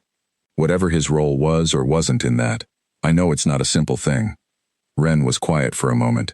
No, he said. It isn't. He looked at her steadily. But simple has not been on the menu since I crossed the east border. I'll manage. She believed him. The afternoon sun was bright and ordinary through the gap in the storage building door. And somewhere across the territory, a bird was making a loud and cheerful noise about nothing in particular, and Sarah Voss stood in the doorway, between the dark of the building and the light of the afternoon, and thought, tomorrow. Tomorrow everything moves. For today, she just needed them both to stay still. She could do that. She went inside and made a late lunch and sat at her kitchen table and called Lena. I need you to not ask questions until I tell you you can ask questions, she said. That's never a good opening, Lena said. I need you to be available tomorrow night, off duty, no pack administrative connection, just you. A pause. Where? Lena said. My family's land, western boundary. What time? After dark. I'll text you when. A longer pause. Are you in trouble? Lena said. Sarah thought about it. I'm in something, she said. But I think it might be the right something. Lena made a sound that was not quite a sigh, and not quite acceptance, and was, Sarah knew, the sound of a person who has decided to trust someone they love, even when the available information does not quite support it. I'll be there, Lena said. Good. Sarah needed a witness for tomorrow night. She needed someone other than herself to see and hear what happened. Someone whose testimony could not be linked to Ren, or to any of the chain of events since the night of the Rite. She needed someone who was clean. Lena was clean. Lena was also capable and loyal, and the one person Sarah trusted completely in a situation where she was running low on people she could trust at all. She finished her lunch. She answered her unit emails. She read the weekly tactical report that she had spent all of yesterday staring at and absorbing none of. At 10 that night, she brought food and fresh water to the storage building, and she sat for a while with Ren in the quiet of it, not talking much, both of them doing the particular kind of waiting that is not passive but is still waiting, the gathering of readiness for something that hasn't started yet. She went to bed at midnight. She slept, this time, straight through until 5. Tomorrow had come. The formal charges arrived at 8 in the morning. She had not expected them today. She had expected a day, one day, a single ordinary day, to move between yesterday's meeting and tomorrow's. She had not expected Henrath to be faster than that. But the PAC's formal notification system did not wait on anyone's expectations, and the document that arrived at her door at 8 was official, and sealed and carried Counselor Henrath's signature below the administrative coordinators, which meant it had been filed yesterday afternoon, shortly after her meeting with the Alpha King, which meant Henrath had been watching that meeting, or watching her, or had someone doing both. She read the document standing in her open doorway with the morning air cold against her face. The charges were two. First, willful and deceptive violation of the mating right, constituting deliberate non-compliance with mandatory PAC law rather than the incidental irregularity it had been framed as in the initial meeting. The distinction was significant. Incidental irregularity carried a notation and a supplementary registration requirement. Willful deceptive violation carried a formal trial. Second, suspected harboring of an unregistered individual within Vale territory, which was the charge she had been dreading since the moment she first opened the storage building door. Harboring, the specific legal term for knowingly concealing a person whose presence in the territory was not declared to PAC administration. It was a serious charge, the kind that could end a unit career, restrict territorial movement, and in aggravated circumstances, where the harbored individual was deemed a threat, carry consequences she did not want to think about right now. She stood in her doorway and read the document twice. Trial date, 5 days from now. 5 days. The notification required her to confirm receipt. She signed the confirmation with her PAC-registered signature and handed it back to the enforcer who had delivered it and went inside. She called Caius Vale's office. Not his personal line, she didn't have that, and using the main administrative line would go through channels that Henrath potentially monitored. She used the secondary contact her document from yesterday had included, a reference number that matched a routing code she had noticed at the bottom of the formal summons. She was betting on it being a direct line. It was. The call was answered by the same efficient young woman who had met her at the entrance yesterday.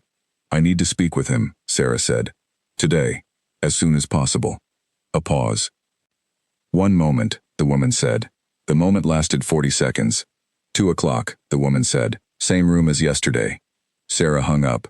She stood in her kitchen and looked at the document on the table. 5 days. Henrath had filed the charges fast. Too fast for someone who was simply following procedure. This was not the measured pace of a council member going through normal administrative process. This was acceleration, and acceleration meant one of two things. Either Henrath knew something had changed and was trying to get ahead of it, or Henrath had always planned to escalate and the timing of her meeting with the Alpha King had simply triggered it.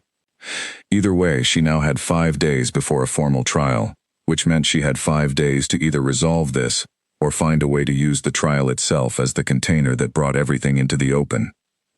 She was not sure she was prepared for the second option. She went to the storage building.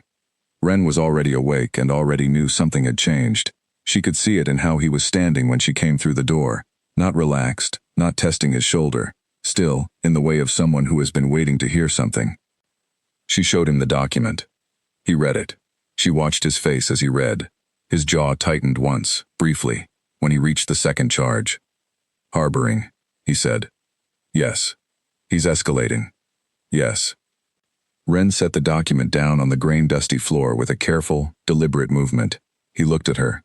"He knows something changed," Ren said. "Either he has someone watching your movements, or he has someone in the Alpha King's office, or both.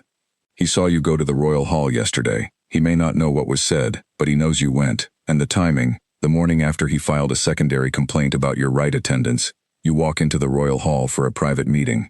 That pattern would read very clearly to someone who is used to watching patterns. So he's trying to lock the situation down before whatever conversation he suspects happened in that room can go any further, Sarah said. Yes. Ren paused. The harboring charge puts me in it formally. Once that charge is in the record, finding me is the next logical step of any investigation. He's forcing the issue. He doesn't know where you are. He doesn't need to know where I am. He just needs the charge to exist. Because once it exists, the search for the harbored individual becomes an official PAC action. And once it's an official PAC action, it goes through his office. Sarah thought about this. He's trying to use the trial to find you, she said, and to neutralize whatever information you might have. A wolf on formal trial cannot voluntarily disclose information gathered outside official channels. It becomes legally complicated, challengeable, potentially inadmissible if the disclosure itself can be painted as part of the same pattern of deceptive behavior the trial is examining. She stared at him. How do you know PAC law that precisely? My father made sure I knew it, Ren said. He said a PAC heir who didn't understand the mechanics of PAC law was a PAC heir who would always be outmaneuvered by someone who did. A pause. He was right. She could hear, in those 3 words, an entire relationship distilled into what grief sounds like when it has been contained for 7 years and still hasn't finished being grief. She let it sit for a moment. Then, I'm meeting the Alpha King at 2 today. The meeting last night, the western boundary, it needs to move to today. Can you travel if you need to? Yes, he said without hesitation. His shoulder had improved significantly overnight. He was moving better. All right, I'll send word when I know the new arrangement. She went back inside, she made calls, she arranged things. By noon she had a plan. At 1:30 she got in her truck and drove to the Royal Hall, arriving early enough to be sitting in the waiting area for 10 minutes before the same efficient young woman came to collect her. She was shown to the same room, the same table, the same 2 chairs, the same window showing the same grounds now in full afternoon light. Caius Vale came in 2 minutes after she did. He looked at her face and said, before he sat down, "You received the charges. This morning. 8 o'clock. He sat. He moved faster than I expected. He knows something changed. I don't know if he has someone watching me or watching your office or both. Both, is my assessment." He said it flatly, without the quality of being surprised. This was information he was categorizing, not receiving. The Eastern portfolio has administrative access to several office functions that I have been unable to restrict without triggering exactly the kind of attention I don't want. He looked at her. This is the nature of the problem. Henrath is embedded. Removing him requires a formal proceeding. A formal proceeding requires evidence. The evidence is what he's been preventing anyone from gathering for 22 years. I have testimony, she said. Your testimony, which he will challenge as interested and biased the moment the harboring charge becomes the frame around everything you say. And Ren's testimony. Ren's testimony, which he will challenge as the testimony of an unregistered individual with a lineage-based grievance against the territory that absorbed his PAC. She looked at the table. The documents, she said. Prescott's documents. Prescott is dead, Caius said, and the flatness in his voice was covering something, and she could hear what it was covering even through the flatness. His personal effects were collected by the border administration under standard protocol for a traveler deceased in the territory. Standard protocol in the Eastern Border Station means, filed through the Eastern portfolio. Whatever Prescott was carrying is now in a chain of custody that runs through Henrath's office. Sarah looked up. Unless Prescott was careful, she said. Caius met her eyes. Unless, he said.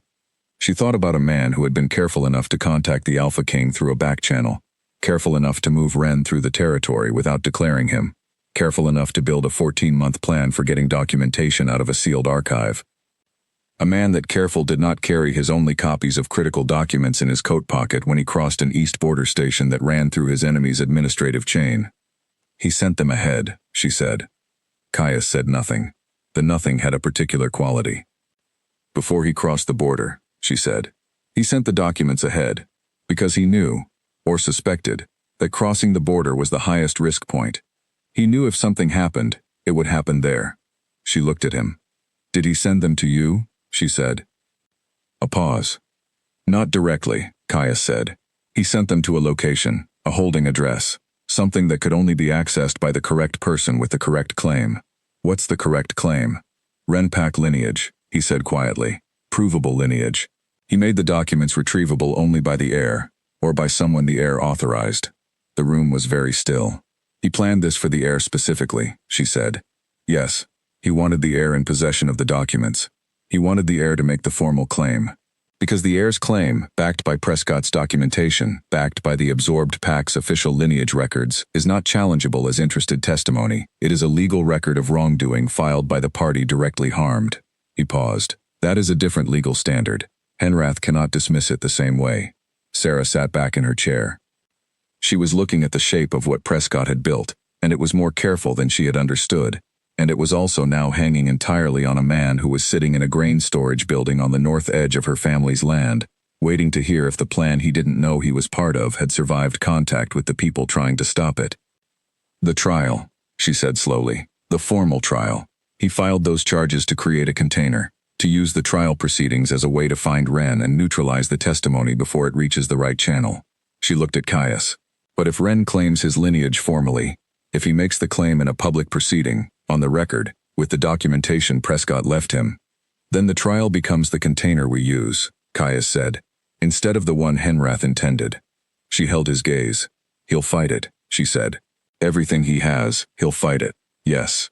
And if something goes wrong, if the documents are challenged, if the lineage claim is contested, if Henrath has more leverage in the formal proceeding than we're accounting for, then we will have put everything in the open and failed to hold it, Caius said directly. I want to be honest about that. This is not a guaranteed outcome. This is a risk, with the best available information behind it. She thought about Ren saying, the objective was to survive. She thought about what surviving meant at this level of the situation. We need to bring Ren in, she said, not tomorrow night in the dark on the western boundary, now, today. You need to meet him, and he needs to understand what Prescott built, and we need to move before Henrath finds another angle. Caius looked at her for a moment. Can you bring him here, he said. Not here. Too visible. Too many administrative records. She thought for a second. There's a place on the south end of the territory. The old boundary marker post. The stone one. It's inside your land, technically, but outside any administration zone. No cameras, no scan logs. I know it, he said. Sunset, an hour from now, roughly. I'll be there. She stood up. She looked at him. Lena Carr is going to be there too, she said. She's my unit colleague. She doesn't know everything yet, but she's going to know it by tonight, and I need her there as a witness. He looked at her without objection. Bring whoever you need, he said. She went to the door. Caius, she said. The name, not the title. She had not planned to use just the name. It came out because the title had started to feel inadequate for a situation this personal. He looked at her without reacting to the informality. If you had known, she said, about the absorption, about what Henrath did, would you have stopped it? A long silence. I would like to tell you yes with certainty, he said. I can't. I was 26 and being given curated information about a complex negotiation by people whose job it was to manage what I saw. He paused. What I can tell you is that the moment I began to suspect it, I started trying to find a way to answer for it. That is what the last 2 years have been. Another pause. Whether that's enough, that's not my judgment to make. She looked at him. She thought it might be. She went out. She drove fast and texted Lena from a red light and stopped at the storage building just long enough to tell Ren to get in the truck. He got in without asking questions. She drove south. The old boundary marker post was exactly what it sounded like. A large stone pillar, waist high, carved with the original territorial boundaries from the founding era, standing in an open field where 2 fence lines met and the grass grew tall around it, and the nearest building was half a mile in any direction. It was the kind of place that existed because territories needed origin points, and then time moved on, and the origin points became historical curiosities, and eventually nobody came out to look at them except students on territorial history assignments. Nobody was studying territorial history today. Lena was there first. She was leaning against her truck with her arms crossed and an expression that said she had spent the drive out here trying to predict what was about to happen and had given up, which for Lena was a significant act of surrender. She looked at Ren when Sarah's truck stopped. She looked at Sarah. She looked at Ren again, specifically at his collarbone, because the brand was visible. Sarah had not told him to hide it, and he had not thought to, and the marking sat there in the open air of the late afternoon like a statement. Rennie Pack, Lena said. Yes, Ren said. Lena looked at Sarah. This is what was in the storage building. Yes. You have been hiding the heir of an absorbed Eastern Pack on your family's land since the night of the mating rite. That's accurate. Lena took a slow breath. She was not angry. Or rather, she was processing multiple things simultaneously, in the way that Lena processed things, which involved a brief period of stillness before the emotions sorted themselves into an order that could be acted on. When she came out of the stillness, she looked at Ren with an expression that had settled into something firm and fair. "Are you okay?" she said. Ren looked at her. "Better than I was 4 nights ago." "Good," she said. And that was it, the extent of her initial response, which told Sarah that Lena had already decided something and had moved past the deciding into the what do we do now, which was why she was invaluable. A second vehicle appeared on the track across the field. They all watched it come. It was a plain truck, not pack administration colors, not flagged in any way, the kind of vehicle that said nothing about its occupant until the occupant stepped out. Caius Vale stepped out. Alone. He had said he would come alone, and he had come alone, and Sarah found that she had been holding a small amount of tension about this that now released. He crossed the field toward them. The late afternoon light was full and amber and entirely honest, the kind of light that doesn't flatter anything, and in it Caius Vale looked exactly like what he was, a man with 15 years of difficult decisions behind his eyes, and the particular straightness of someone who has carried significant weight for long enough that his posture has shaped itself around it. He stopped a few feet away. He looked at Ren. Ren looked at him. This was the meeting she could not have scripted and had not tried to script, because there was nothing useful she could have said to either of them to prepare them for it, and she had understood that from the beginning. This was between the two of them, the king of the territory that had absorbed Ren's pack, and the man whose pack had been absorbed, and all she could do was stand in the field in the amber light and let it happen. For a moment no one spoke. Then Caius said, quietly and without the formal register, "You're older than I expected." Ren's expression shifted slightly. "I was 17 during the absorption," he said. "I'm 24 now. You look older. It's been a complicated 7 years." Something moved in Caius Vale's face. Not amusement exactly, but recognition. The expression of someone who knows what complicated years look like because they have had their own. "Yes," he said. "I imagine it has." Another pause. "I didn't know," Caius said, and there was nothing else in the statement. No qualifier, no defense, no elaboration. Just those 3 words, offered directly to the person to whom they were owed. Ren looked at him. "I believe you," he said finally. "I've had time to think about the mechanics of what happened, how it would have been presented to you, the information chain." He paused. "I believe you didn't know. That doesn't change what happened to my pack or my father, but it changes what we're dealing with now." "Yes," Caius said. "It does." Lena, standing just outside the edge of this exchange, had gone very still in the way of someone who is absorbing something significant and storing it carefully, every word and expression, in the precise and ordered archive that was Lena's memory. Caius turned to Sarah. "Tell him about Prescott's documents," he said. She told Ren. She watched him as she explained. The holding address, the lineage claim requirement, the legal structure of what Prescott had built. She watched him understand it. She watched something happen in his face when he understood all of it, the care that had gone into it, the years of it, the specific way it had been designed to give the heir, him, both the evidence and the legal standing to use it in the most unimpeachable way possible. "He spent 14 months building this," Ren said. It was quiet, that sentence. "Yes," Caius said. "And then he walked across the east border station and died for it." "Yes." Ren was quiet for a moment. "I need to claim the documents," he said. "Yes," Caius said. "The formal claim will make my presence in the territory official. Henrath will know immediately." "Yes." Ren looked at the stone boundary marker. He looked at the field around them and the light going slowly from gold to the beginning of copper. He looked at Sarah. She held his gaze. "I'm going to be there," she said. "When you make the claim. Whatever comes after that, I'm in it." "You have a trial," he said. "In 5 days. The claim should happen before the trial. Timing matters." Lena spoke for the first time in several minutes. "The claim needs to happen in 3 days at the outside," she said. "If the documents are in a registered holding, making the claim will generate a notification to the administration. That notification will reach Henrath's office within hours unless," she looked at Caius, "unless someone upstream can hold the notification in a review queue." Caius looked at her steadily. "Who are you?" "Lena Carr, Defense Unit, 3rd rank." She met his eyes without dropping them. "The notification can be held in a queue for up to 48 hours, under an Administrative Security Review classification. Someone with Administrative Access Level 4 or above can initiate that hold." A pause. I have that access, Caius said. I thought you might, Lena said. Sarah looked at her friend and felt, not for the first time, a deep and specific gratitude for the kind of person Lena was. We make the claim in 2 days, Sarah said. You hold the notification. That gives us 48 hours from the claim to organize a formal disclosure before Henrath has any warning.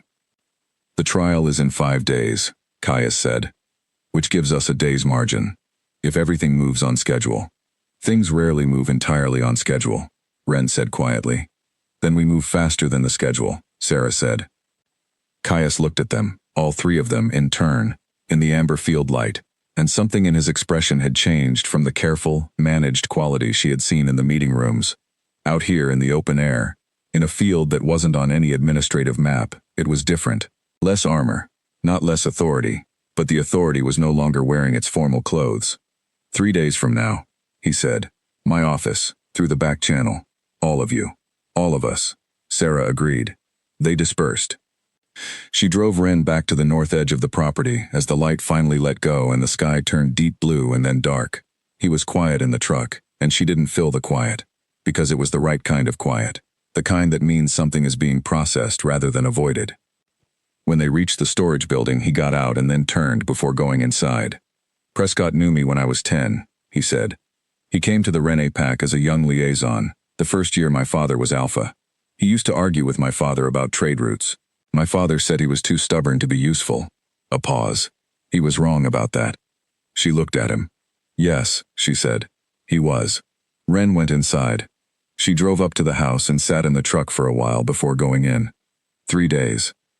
3 days to claim a document, hold a notification, build the formal case against the most politically entrenched council member in the Vale territory, and do it with enough precision that the only person with the authority to file the formal proceeding, the Alpha King, could do so without Henrath having time to dismantle it. 3 days sounded, from the outside, like not enough. From the inside, it was what there was. She went inside and set her alarm for 5 in the morning and got into bed and closed her eyes. Sleep came faster than she expected. It had been that kind of day. The next morning, Sarah did something she had been avoiding since the formal charges arrived. She read the full text of the harboring statute. She had known the general shape of it, the way any pack member who paid attention to the law knew the general shape of the statutes that governed them. But general shapes and precise language were different things when a formal trial was involved, and so she sat at her kitchen table at 5:30 in the morning, with the territorial code open on her tablet, and read every clause of the relevant statute very carefully. It was worse than she had hoped, and better than she had feared. The statute had 3 levels of violation. Level 1, unknowing harboring, where the pack member had concealed an unregistered individual without knowledge of the individual's unregistered status. Penalty, administrative notation, and a fine. Level 2, knowing harboring, where the pack member was aware of the individual's unregistered status, but had not taken active steps to facilitate deception. Penalty, suspension from pack-affiliated employment for up to 1 year. Possible territorial movement restriction. Level 3, aggravated harboring, where the pack member had taken deliberate deceptive actions to conceal the individual from administrative processes and had done so in conjunction with or on behalf of a hostile party. The third level was the one Henrath was going for. She could see it in the charge language. The words deliberate and deceptive were both there, and the phrase in conjunction with or on behalf of was the phrase that made the second charge not just serious but potentially paired with the first, in a way that made both worse. Because if she was convicted of aggravated harboring, the second charge fed back into the first. Deliberate deception of the Rite became not just an administrative violation, but evidence of an established pattern of deceptive behavior in relation to a hostile external party. Hostile external party. That was the phrase that Henrath would use for Wren. The heir of an absorbed pack, in the territory without declaration, technically unintegrated, Henrath would argue that represented a hostile political interest. She set the tablet down and thought about how to use this. Because there was a way to use it, there was always a way. That was the thing she had learned in 6 years of working within pack administrative systems. The same language that created vulnerability also, if read carefully enough, contained the mechanism for countering it. The statute's Level 3 required proof of hostile party status. Hostile party was defined in the territorial code as an individual or group actively working against the interests of the Vale territory and its members. That was the key phrase, actively working against. Not merely in an unresolved political relationship with, not simply representing an absorbed pack that had history with the territory. Actively working against. Ren was not actively working against the Vale territory. He was attempting to surface information about a crime committed against his pack by a member of the Vale administration, a crime that was also, properly understood, a crime against the integrity of the Vale territory itself, since a council member who manufactured the conditions for an absorption through fraud was not acting in the territory's interest but against it. She wrote this down. She was not a lawyer, but she had spent 6 years writing unit reports and formal incident documentation and operational analysis, and she had the kind of structured thinking that legal arguments required, even if she didn't have the formal training. She wrote out the counter-argument in the direct, specific language of someone building an operational briefing. Then she looked at it. Then she picked up her phone and called the one person she should have called 3 days ago and hadn't, because calling him meant committing to something she had been treating as temporary. Her Uncle Owen answered on the third ring, which meant he was already awake, which meant he was already in his office, which meant he was already working, which was exactly the way Owen Voss operated at 6 in the morning. "Sarah," he said, the way he said her name when he had been wondering when she would call. Owen Voss was not a lawyer either. He was a territorial mediator, a different thing, someone who worked with the administrative and legal structures of the PAC system from the outside rather than from within them, who helped parties navigate disputes without triggering full formal proceedings wherever possible. He had been doing it for 30 years. He knew the territorial code the way Sarah knew her own hands. "I need advice," she said. "I know," he said. "Lena called me last night." Sarah stared at the wall. "Of course she did," she said. "She didn't tell me details. She told me you were going to need someone who knew the code, and she told me it was serious. I've been waiting for your call." A brief pause. "Talk." She talked. She gave him the charges, the relevant statute, her counter-argument draft, the timeline, the existence of the documents she could not yet name but whose nature she could describe in general terms. She gave him enough to work with while protecting the parts that still needed protecting. Owen was quiet for most of it. He asked 3 questions, all of them precise and going directly to the weakest points in her counter-argument. She answered them as well as she could. When she finished, he was silent for a moment. "The hostile party classification is the hinge," he said. "You're right about that. If the individual can be established as acting in the interest of the territory rather than against it, and if that can be demonstrated with sufficient specificity, then level 3 doesn't hold. It reduces to level 2 at most, possibly level 1 if the good faith argument is made cleanly." He paused. "But the argument has to be made before the trial, not during it. If you go into that room with the hostile party frame already in place, you're fighting uphill. You want to file a pre-trial response that challenges the classification before the trial frame locks in." "How long to prepare a pre-trial response?" "If I start today, 2 days. File it the day before the trial." Another pause. "Who is representing you?" "I was going to represent myself." A silence that had an opinion in it. "You're not going to represent yourself," Owen said. "You are a soldier, not a lawyer, and this is not the moment to make that mistake. I'll represent you. Formally, officially, with my name on the paperwork and my license attached to the filing." He paused. "I've been watching the Eastern Portfolio anomalies for years. I have case files going back to the first Consolidated Territorial Review. If there's documentation coming out of the East that does what you're describing, I want to be in that room when it arrives." Sarah let out a breath she had not known she was holding. "Thank you," she said. "Don't thank me. Prepare me. I need everything you have. The charges, your timeline of events, anything you can give me about the nature of the individual concerned, and I need it before noon today. I'll have it to you by 10. "Good." A pause, the kind that had something else in it. "Sarah, your grandmother." She went still. "You found the photograph," she said. It was not a question. It was reading Owen's voice, which she had been reading since she was 8 years old. "Your grandmother was born Rene," he said quietly. "She never told your mother. She never told me. I found out after she died, going through her papers. There was a letter, from a man in the Eastern Territories, old, years old even then, and it mentioned things." He stopped. "I put it away because I didn't know what to do with it, and the territory it referenced had already been absorbed, and I thought it was finished." "It wasn't finished," Sarah said. "No," he said.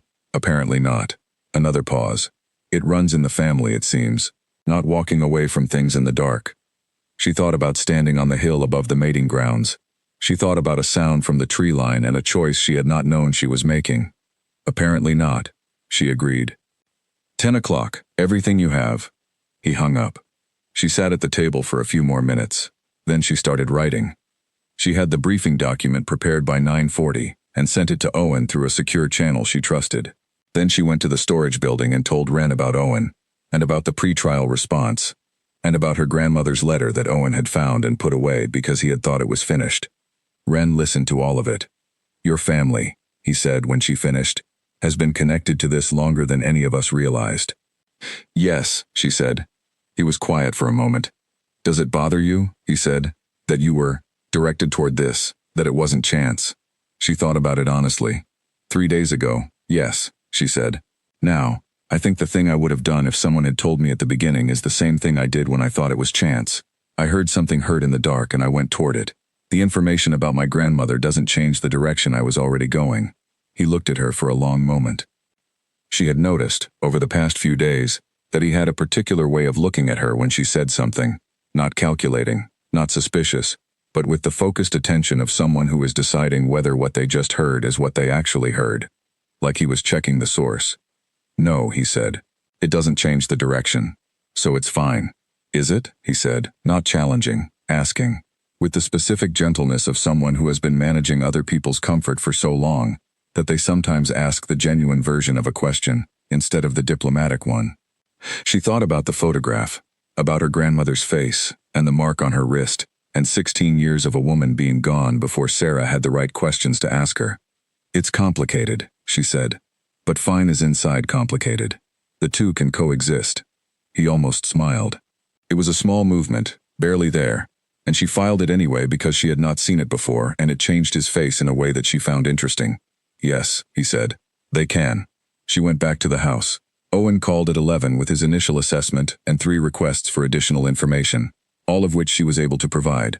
Lena came over at noon, and they sat at the kitchen table and ran through the timeline, every event, every document, every decision, looking for the places where the logic had gaps or the evidence had holes. They found 2 significant ones. The first, the manner of Ren's father's death.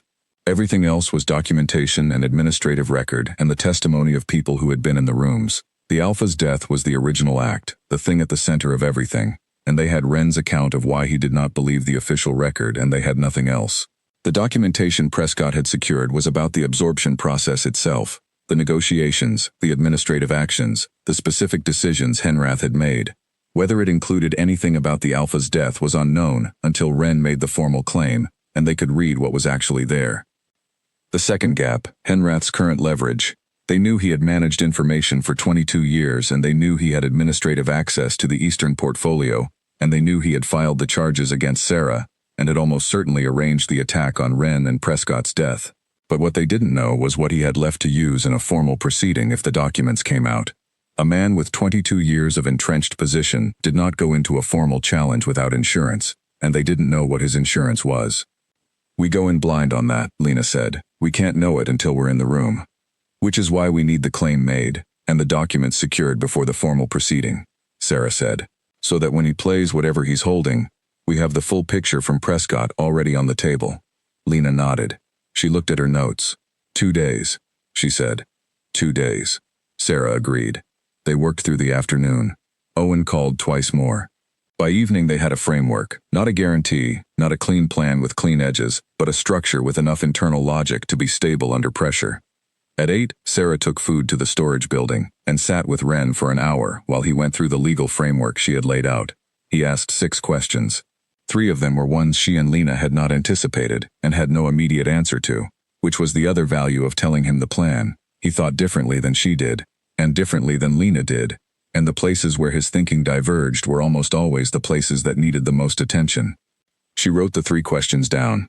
She would add them to Owen's briefing in the morning. At 10, she went to bed.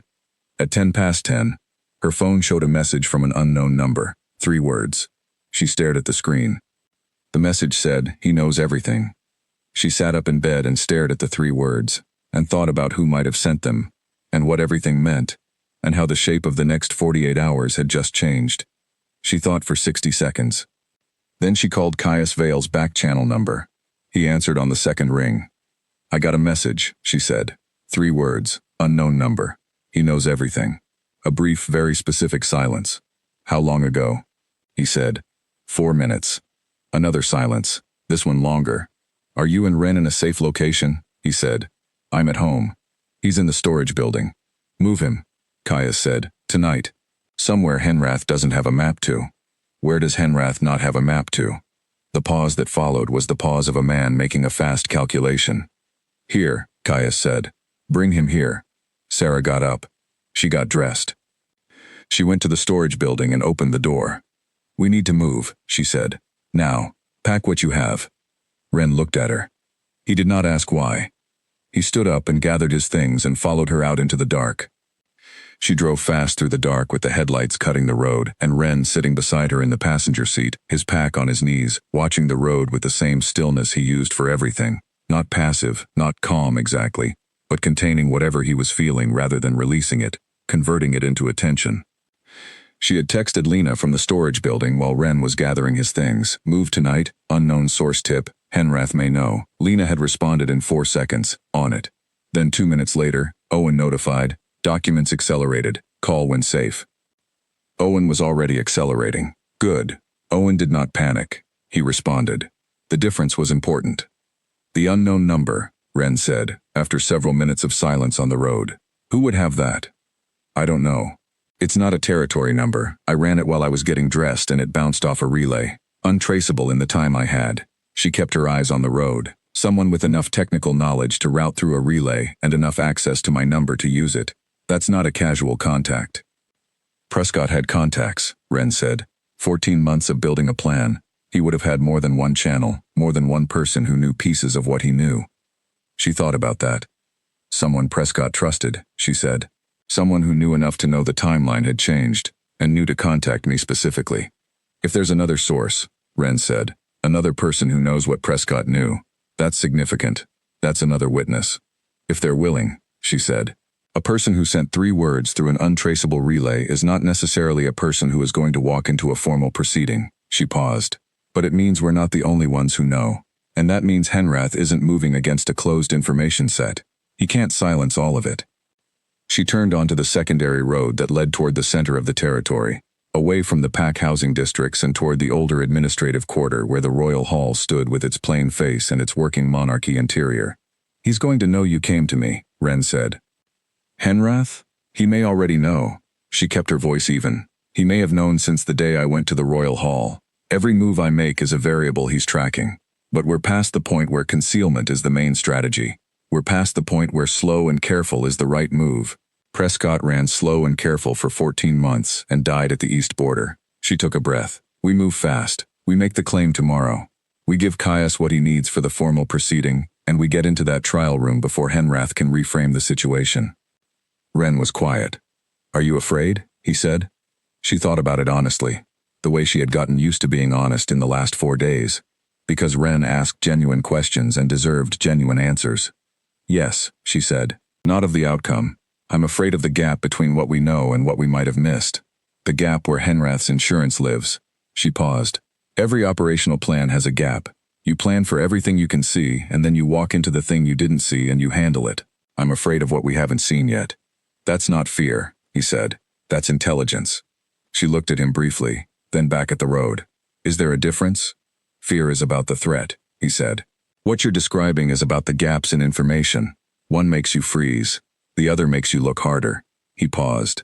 You've been looking harder since the night of the Rite. You haven't stopped. She did not respond to that immediately. She drove. The Royal Hall appeared ahead, dark except for the administrative wing where a light was on, and she turned into the secondary access point, a service entrance she would not have known about except that Caius had texted it while she was packing Ren out of the storage building. She parked. Caius was at the door. He had been waiting.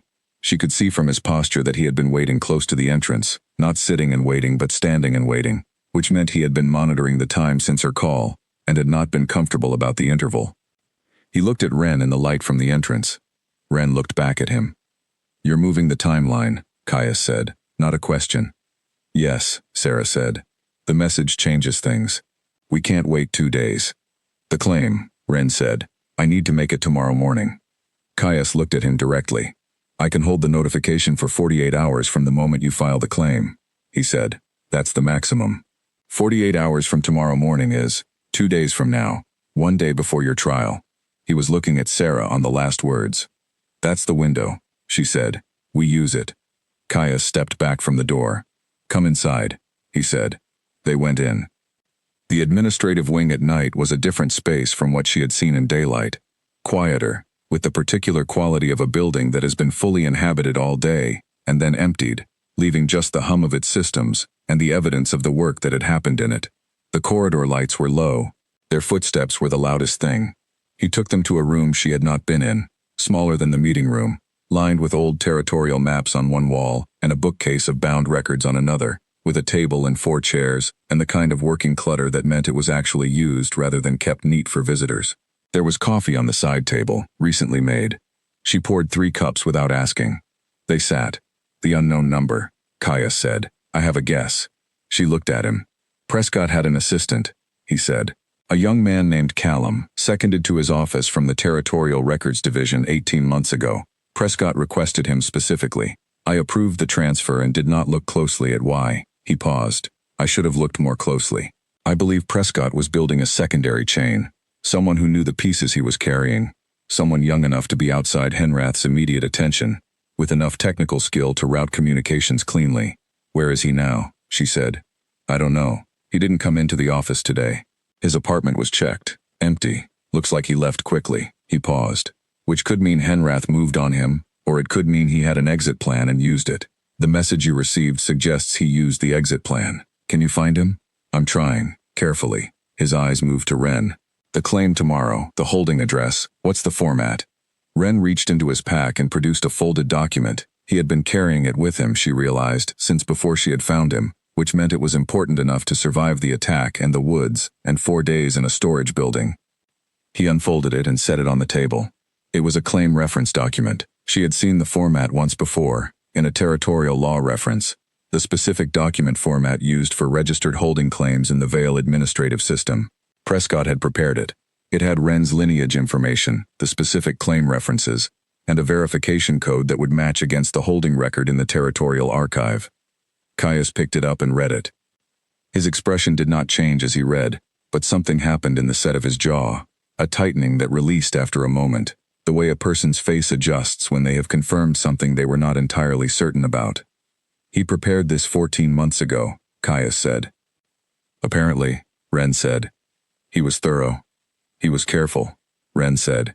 He spent 22 years watching what happens when people aren't. A silence. Caius set the document down. Tomorrow morning, he said.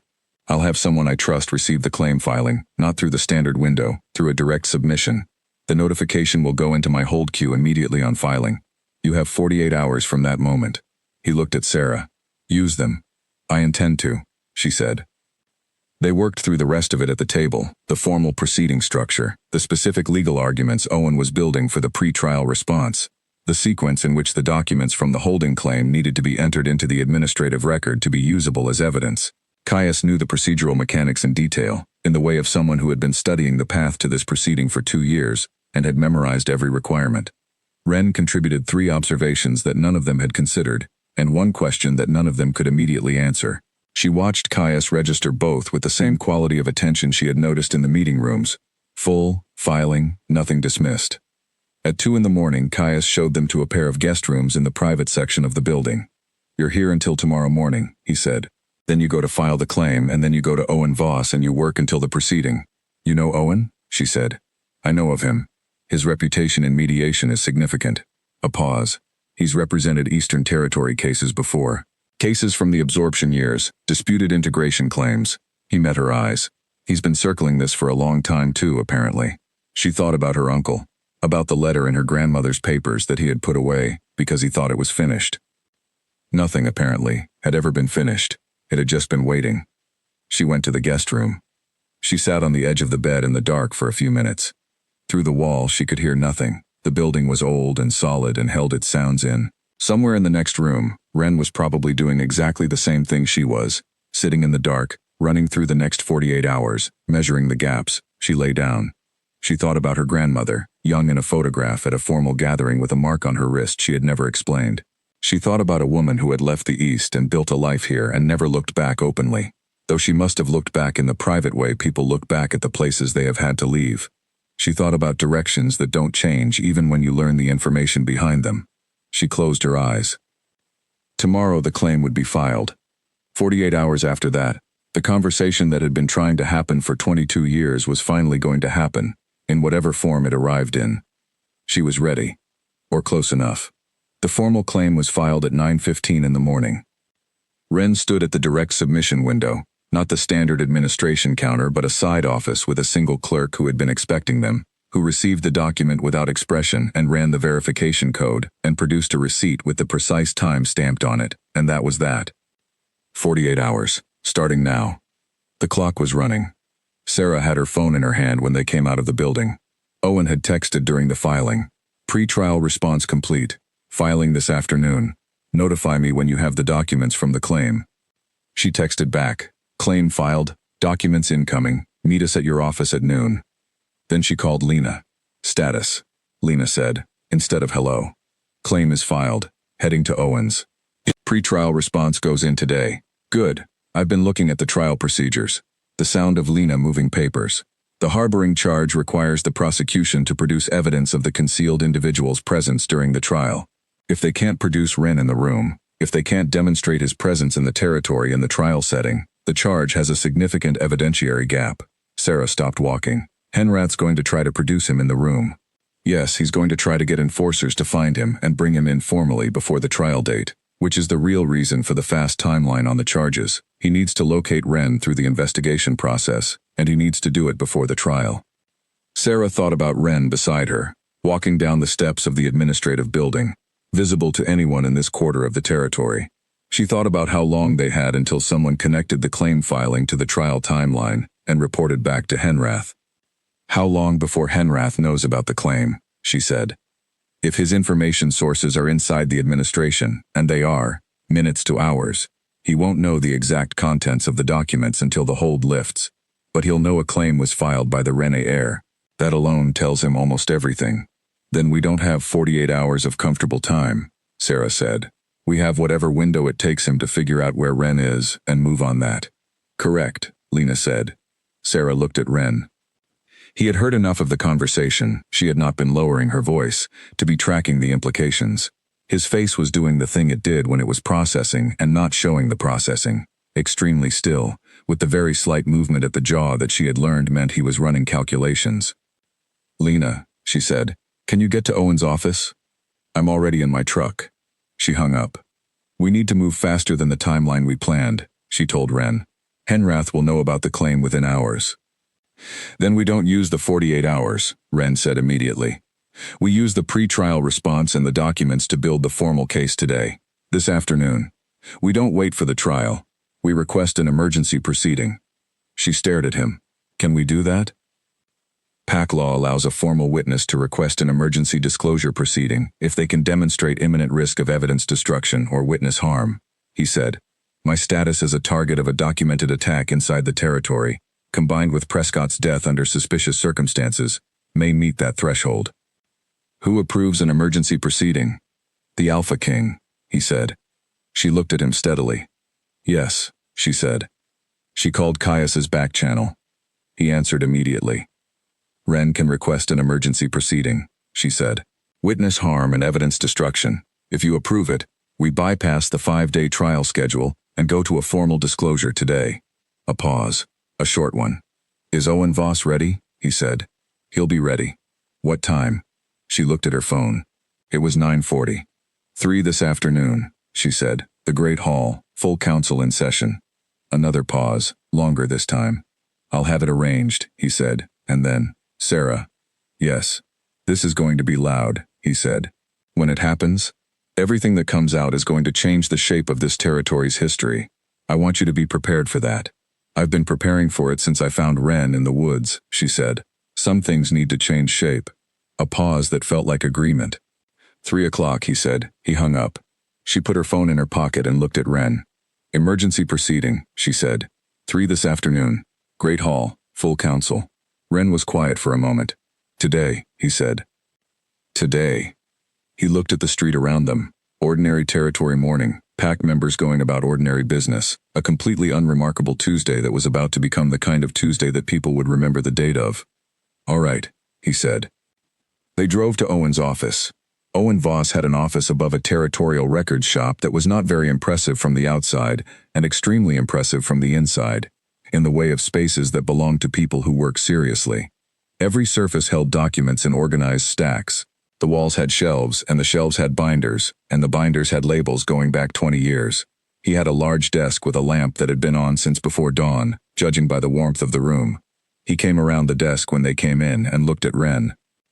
He was in his mid-60s, Owen, with silver hair and her mother's eyes, and the particular quality of a person whose entire professional life had been spent in rooms where people were in conflict, and who had therefore developed the ability to read situations quickly and without theatrics.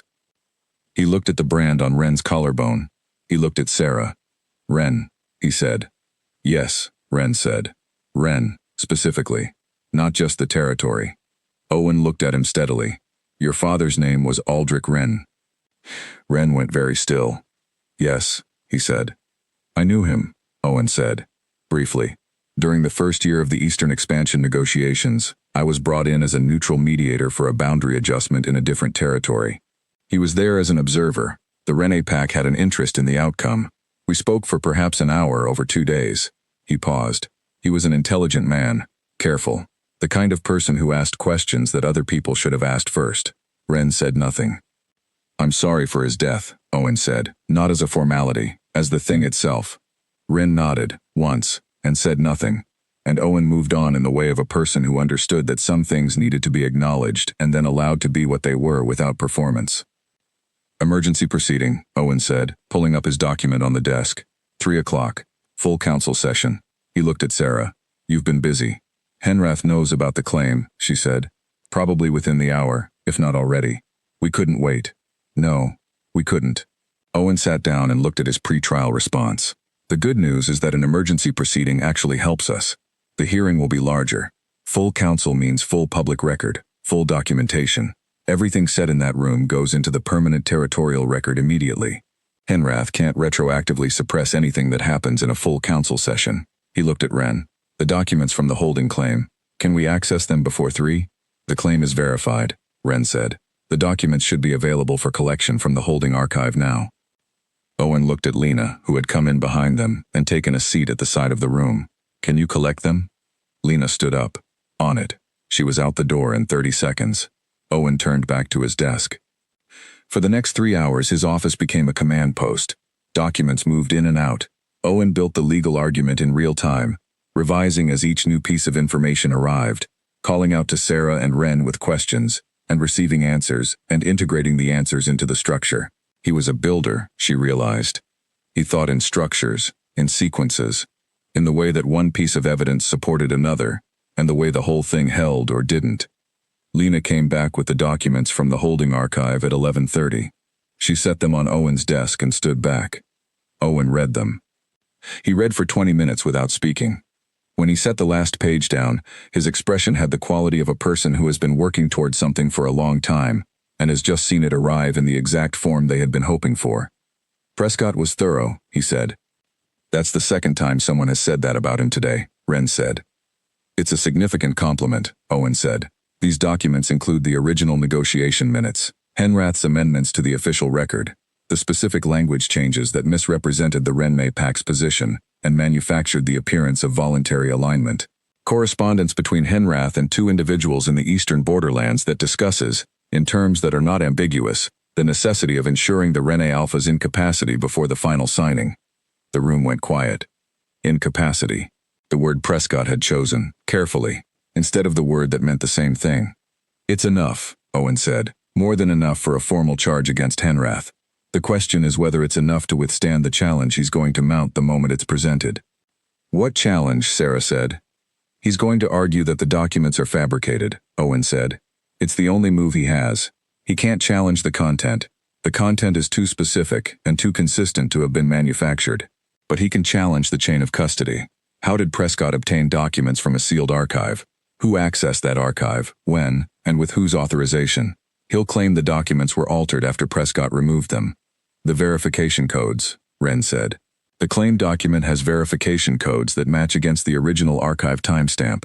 If the documents were altered after the archive access, the codes wouldn't match." Owen looked at him. You know PAC administrative law, he said. My father made sure of it, Ren said. Owen's expression shifted slightly. The verification codes will help, he said. They won't stop the challenge, but they'll change the weight of it. He looked at Sarah. You're still the defendant in the harboring charge. That doesn't go away even in an emergency proceeding. I know. The emergency proceeding will absorb the trial into its own process. They'll be handled together because they can't be cleanly separated. Everything you did and why you did it will be part of the public record. Good, she said. Owen looked at her. Most people find that uncomfortable, he said. Most people aren't trying to use the proceeding as the mechanism to get the information out, she said. The public record is the point. I want it in the permanent territorial record. All of it. Owen held her gaze for a moment, then nodded. All right, he said.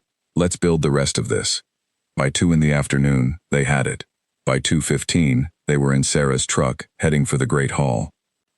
Ren sat in the passenger seat, the claim documents and Prescott's archive documents in a sealed folder on his lap, and he was quiet in the way he had been quiet every time something significant was approaching. Not withdrawn, not afraid, but gathered, all of himself collected into one place and pointed in the same direction. Are you ready? She said. He thought about it. I have been trying to get to this room for 7 years, he said, in one form or another. Every move I made from the time I came back from the training journey and found the territory already absorbed, every decision, every plan, every failed attempt before Prescott contacted me, has been pointing at a room like this one. He looked at the road ahead. I am as ready as 7 years of trying can make a person, he said. She nodded. She drove. The Great Hall appeared ahead. There were more vehicles than usual in the lot. The emergency proceeding notification had gone out an hour ago and the full council had been called in. There would be observers, PAC members who followed administrative proceedings, people who would hear about it and come, people whose job it was to be present at significant moments in the territory's governance. She parked. They sat for a moment. Whatever happens in there, she said, you did not do this alone. Prescott didn't do it alone. I didn't find you alone. You were pointed at me, and I was pointed at you, and we were both pointed at Owen, and all of it pointed at today. She paused. There's a whole chain of people in this, and most of them took significant risks to build it. Whatever comes out of that room, that's what it was built on. Ren looked at her. I know, he said. I haven't forgotten any of them. She nodded. They got out of the truck. They walked into the Great Hall. The room was large and full and entirely ready. Henrath was already there. He was seated at the far end of the council table, already occupying his position with the ease of someone who has occupied the same position for more than 2 decades and has become physically inseparable from it. He was flanked by 2 aides, both with tablets, both with the focused stillness of people who have been briefed and are waiting for the moment to act on the briefing. He saw Ren. She was watching him when it happened, and she caught the precise moment. The instant Henrath's eyes moved from the door to the man walking through it, and the fraction of a second that passed before his expression reset to its default setting of controlled assessment. In that fraction of a second, she saw something that no amount of 22 years of practiced management could fully conceal. He had not expected Ren to be here. He had expected to use the trial, use the investigation, find Ren through official channels. He had not expected Ren to walk into the Great Hall voluntarily, which meant his calculation of what Ren would do had been based on the assumption that Ren had come into the territory vulnerable and alone and without allies. He had been wrong about that. She did not let herself feel satisfaction about this. There was no time. The Great Hall was set for a full council session, 12 council members at the long table, with the Alpha King's seat at the head still empty, observers in the gallery that ran above the main floor on 3 sides, administrative staff positioned at the recording stations along the west wall. The room hummed with the particular quality of gathered attention, the way a space sounds when the people in it know something significant is about to happen. Owen was already at the advocate's position, his documents organized, his expression that of a man who has done this many times and finds this particular instance interesting rather than alarming. Lena was in the observer gallery, positioned at the rail. Sarah and Ren took their places at the respondents' table, her original trial placement, now expanded by the emergency proceeding to include him. For a moment nothing happened. Then the door behind the council table opened, and Caius Vale walked in. He took his seat at the head of the table. He did not look at Sarah.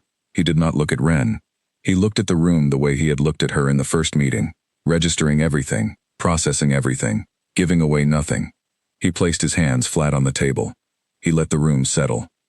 This emergency proceeding is called under Territorial Code, Chapter 11, Section 4, he said. His voice was even and carried without effort in the high-ceilinged room. The grounds are witness harm and potential evidence destruction in relation to the case designated Voss. Formal violations filed by Counselor Henrath's office. He paused. The proceeding will address all matters relevant to those grounds and will absorb the formal trial scheduled for 3 days hence. All findings will enter the permanent territorial record. He looked down the table at Henrath. Counselor Henrath, he said, you filed the charges in the case before us.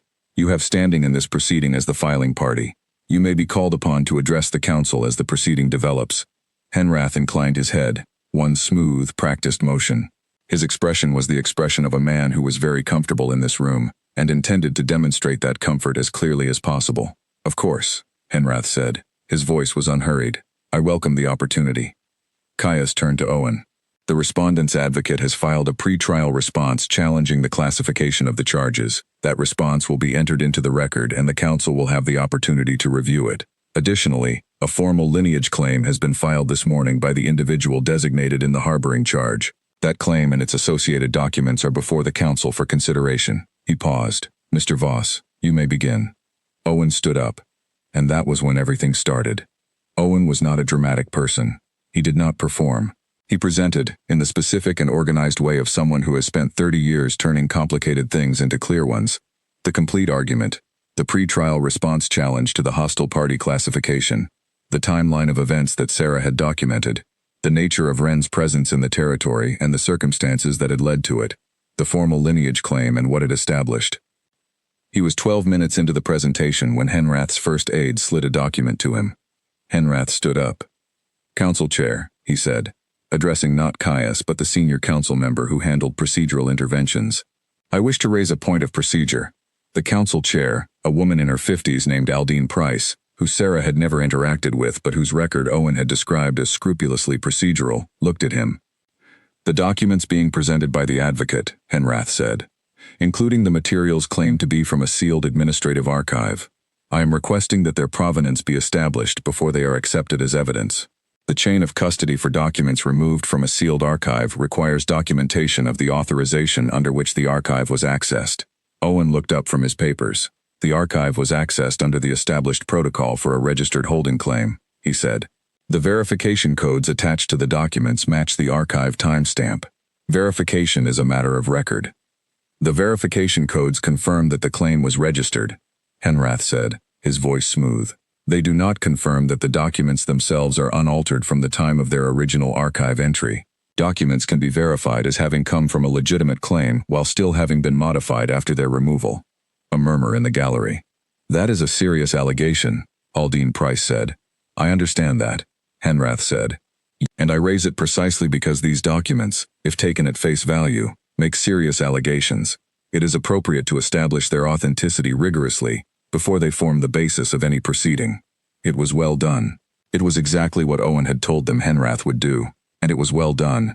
And Sarah sat at the respondents' table and watched it happen, and felt the room shift slightly as the council members exchanged looks, and the gallery murmured, and the logic of Henrath's challenge began to do the work it was designed to do. Owen opened his mouth. Wren spoke first. He stood up. Every head in the room turned. Some of the gallery observers moved forward to the rail. Aldine Price looked at him with the expression of a person assessing an unanticipated variable. The documents were removed from the archive by Prescott, Wren said. His voice carried as naturally as Caius Vale's, without effort or performance, with the simple authority of someone who is entirely certain of what they are saying. Prescott held a formal liaison position with access to the Eastern Portfolio Archive. His access was legitimate and documented.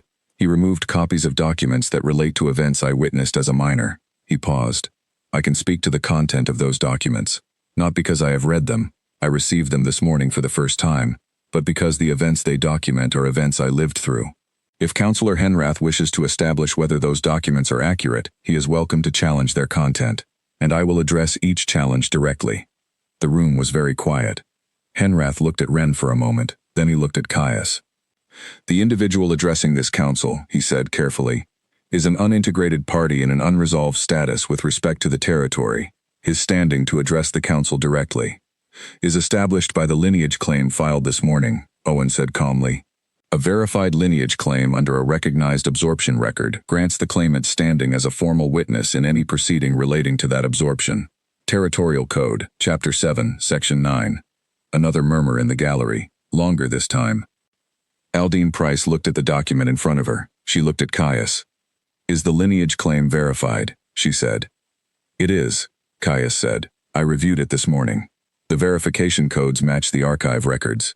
The lineage documents are consistent with the absorption records for the Rene Pack in the Eastern Expansion Archive." He paused. "Ren, formerly of the Rene Pack, has standing to address this council."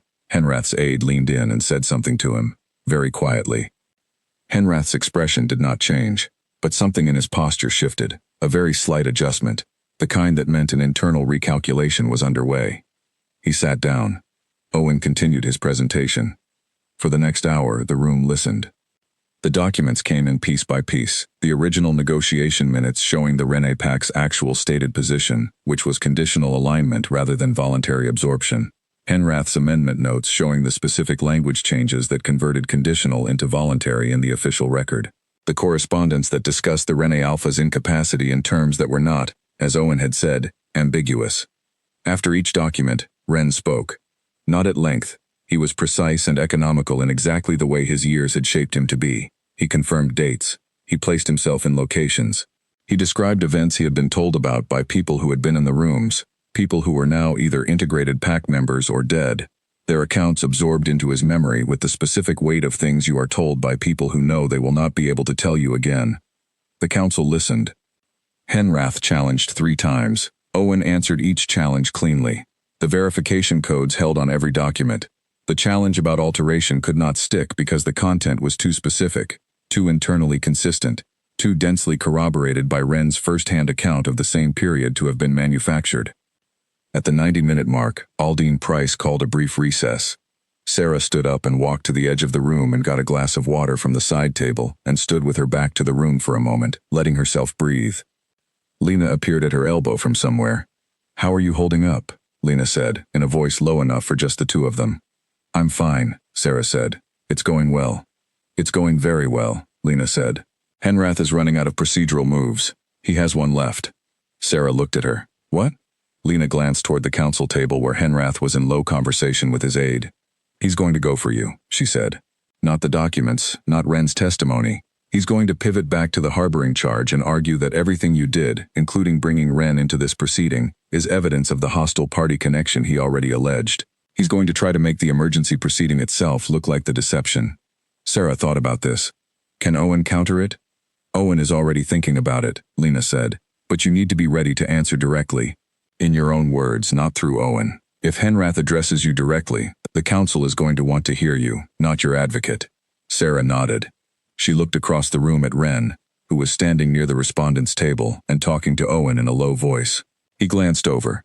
He looked at her face, and she saw him do the same reading she had done on Lena, assessing, filing. She gave him a small nod. He gave her one back. The recess ended. They sat down. And Henrath stood up. Henrath was very good at this. Sarah had been in the room with him twice now, and had assessed him each time, and each time had come to the same conclusion. He was not a man who relied on bluster or intimidation. He relied on architecture. He built arguments the way engineers build load-bearing structures, not for how they looked, but for how much weight they could support. He stood up slowly, and the room adjusted to him the way rooms had been adjusting to him for 22 years, and he let it settle, and then he spoke. "Council Chair, council members," he said, "I have listened to the presentation of the advocate and the testimony of the claimant, with full attention. I do not dispute the authenticity of the documents now before this council. I have reviewed the verification codes, and I accept their validity." A shift in the room. This was unexpected. Owen's pen stopped moving. Ren's posture, across the table, did not change. She could see from his stillness that he had heard what she had heard. A concession placed at the beginning of a statement that was not a concession. A foundation being laid. "What I do dispute," Henrath continued, "is the framing that has been placed around these documents and around the events they describe. The advocate has presented a narrative in which certain decisions made during the Eastern Expansion are characterized as acts of deliberate fraud. I would like to offer the council an alternative context." He paused. "The Eastern Expansion was a process conducted under extraordinary pressure," he said. The Vale territory was facing 3 simultaneous border challenges. The absorption of the Eastern Territories was not a comfortable negotiation, it was an operational necessity, conducted in a compressed timeline, under conditions that did not always permit the kind of deliberate and careful process that we would retrospectively prefer. He looked around the table, meeting each council member's eyes in turn with the practiced ease of someone who has spent years building individual relationships in this room. The language in the negotiation records reflects the pressure of that timeline. Amendments were made, not to deceive but to clarify, to produce a final record that was administratively viable rather than one that preserved every conditional nuance of a negotiation conducted under crisis conditions. And the correspondence discussing the Rene Alpha's incapacity, Owen said, from the advocate's position. Henrath looked at him. That correspondence, Henrath said, describes discussions that were conducted in the context of a genuinely uncertain situation. The Alpha of the Rene pack was ill. This was known to his advisors and known to the negotiating parties. The correspondence explores, in language that I acknowledge is insufficiently careful, language I take responsibility for, the question of how to proceed in the event that the Alpha's condition made him unable to sign the final agreement. It is not evidence of intent to harm. It is evidence of people trying to navigate a logistical problem in difficult circumstances. The room was listening.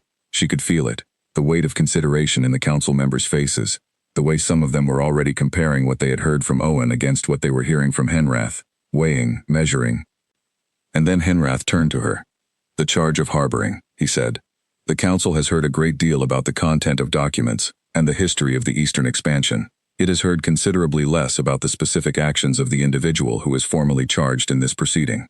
He looked at Sarah with the cool, even regard of someone who has been building to this point for the last 2 hours. Sarah Voss concealed an unregistered individual on her property for multiple days. She did so knowingly, from the moment she made contact with him in the woods outside the mating grounds. She did so while under administrative scrutiny following the documented irregularity in her Rite attendance. She did so after being directly questioned about the tree line incident and providing misleading information. He paused. She has personal family history connected to the Eastern Territories, history that she did not disclose to this council, and she made the decision to bring this individual to the attention of the Alpha King through a private channel, outside administrative process, before any formal disclosure had occurred. He let each point sit for a moment. This is not the behavior of a pack member who stumbled into a complicated situation, he said. This is the behavior of a pack member who was operating in coordination with a party whose relationship to this territory was, and remains, unresolved. He sat down. The room was quiet. Aldine Price looked at Owen. Owen looked at Sarah. She stood up. She had thought about what Lena had told her. She had thought about it during the recess, and she had prepared nothing. No text, no structure, because structure would not be what this required. What this required was exactly what she had, the plain truth, in the simplest language, in order. My family has Eastern roots I didn't know about until 4 days ago, she said. I found a photograph of my grandmother with a Rene mark on her wrist. I didn't know she had left the East, or why, or what her history there was. My uncle, my advocate, learned it after she died, and didn't tell anyone because he thought it was finished. She paused. It wasn't finished, but I didn't know that when I found Ren in the woods. I knew nothing about him, about the Eastern history, about any of what's in those documents. What I knew was that there was a person hurt in the dark, and I heard him. She looked at Henrath directly. The counselor says I was operating in coordination with an external party, she said. I was not. I was operating on the instinct of a soldier who was told in 6 years of training that you do not leave people in the dark. I found an injured man. I helped him. I kept him safe while I tried to understand the situation. When I understood enough, when I had enough information to know who could be trusted, I brought that information to the Alpha King through the most direct channel available to me, because the standard channels were the channels that had been used for 22 years to prevent this information from reaching him. She paused. If that is coordination with a hostile party, she said, then the counselor and I have very different definitions of hostile. Silence. Then, from the gallery, not a sound of approval exactly, but a shift. The particular quality of a large group of people who have heard something clearly and are processing it. Henrath was looking at her. His expression had not changed, but there was something behind it.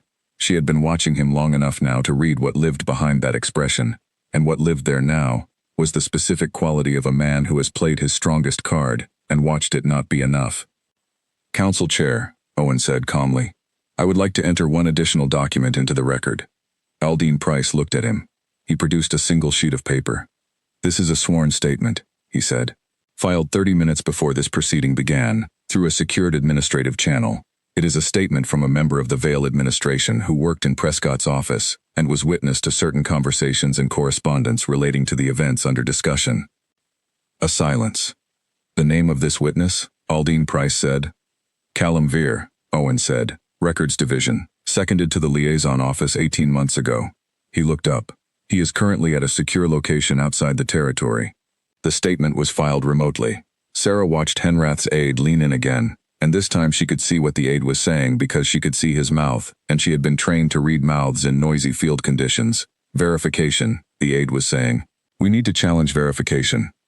Henrath looked at the statement. He looked at it for a long moment, and then, for the first time since the proceeding had begun, he did not speak. The council reviewed Callum's statement. It took 15 minutes. In those 15 minutes, the room had the quality of a space in which something is ending, not dramatically, not loudly, but with the specific, final quality of a thing that has run to its conclusion and has nowhere left to go. Callum Veer had worked beside Prescott for 18 months. He had heard conversations. He had seen correspondence that Prescott had not included in the formal documentation but had described to Callum specifically, in the way of someone who was building a record in multiple places. He had not been willing to be present in the territory when the proceeding happened. His statement made that clear, with the honesty of someone who was being as truthful as they could about their own limitations, but he had been willing to submit what he knew. It was not conclusive on its own. It was corroborative in the specific way that made the rest of the evidence more conclusive. Aldine Price set the statement down. She looked at Henrath. "Counselor," she said, "I would ask you to respond to the content of this statement as it relates to the correspondence concerning the Renee Alpha's incapacity." Henrath looked at the statement. He looked at the table. He looked at the wall behind Aldine Price with the expression of a man conducting a private inventory. "I will need time," he said, "to review this statement and consult with—" "You have had 22 years, Caius Vale said. The room went completely still. It was the first time he had spoken since the proceeding began. He had sat at the head of the table for 3 hours and listened and recorded and presided and said nothing. And the weight of that silence had built up in the room the way pressure builds in a space with no release. And now the sentence he had spoken was not loud, but it landed in every corner of the room simultaneously. Henrath turned to look at him. Caius Vale looked back at him with an expression that was not anger. She had expected anger, and what she saw instead was something that had been there much longer than anger. Something that had been managed and contained for 2 years, and had now reached the point of release. "You have had 22 years, Caius said again, the same tone, the same weight, to review the record, to consult, to determine whether the language in those documents reflects logistical difficulty or deliberate action." He paused. "I have had 2 years, not as long as you, but sufficient." He looked at the council. The Alpha of the Rene pack died under circumstances that this council has not previously examined, because the information necessary for that examination was sealed under an administrative classification, controlled by the individual responsible for those circumstances. He paused again. "That classification ends today." He looked at Aldine Price. "The council will take the formal action it finds appropriate based on the evidence before it," he said. "I have already prepared the administrative orders necessary for any outcome this council reaches. They are ready to be issued immediately upon the council's finding." Aldine Price held his gaze for a moment. Then she looked at the council members. "The council will deliberate," she said. "All parties will remain available." The deliberation took 45 minutes.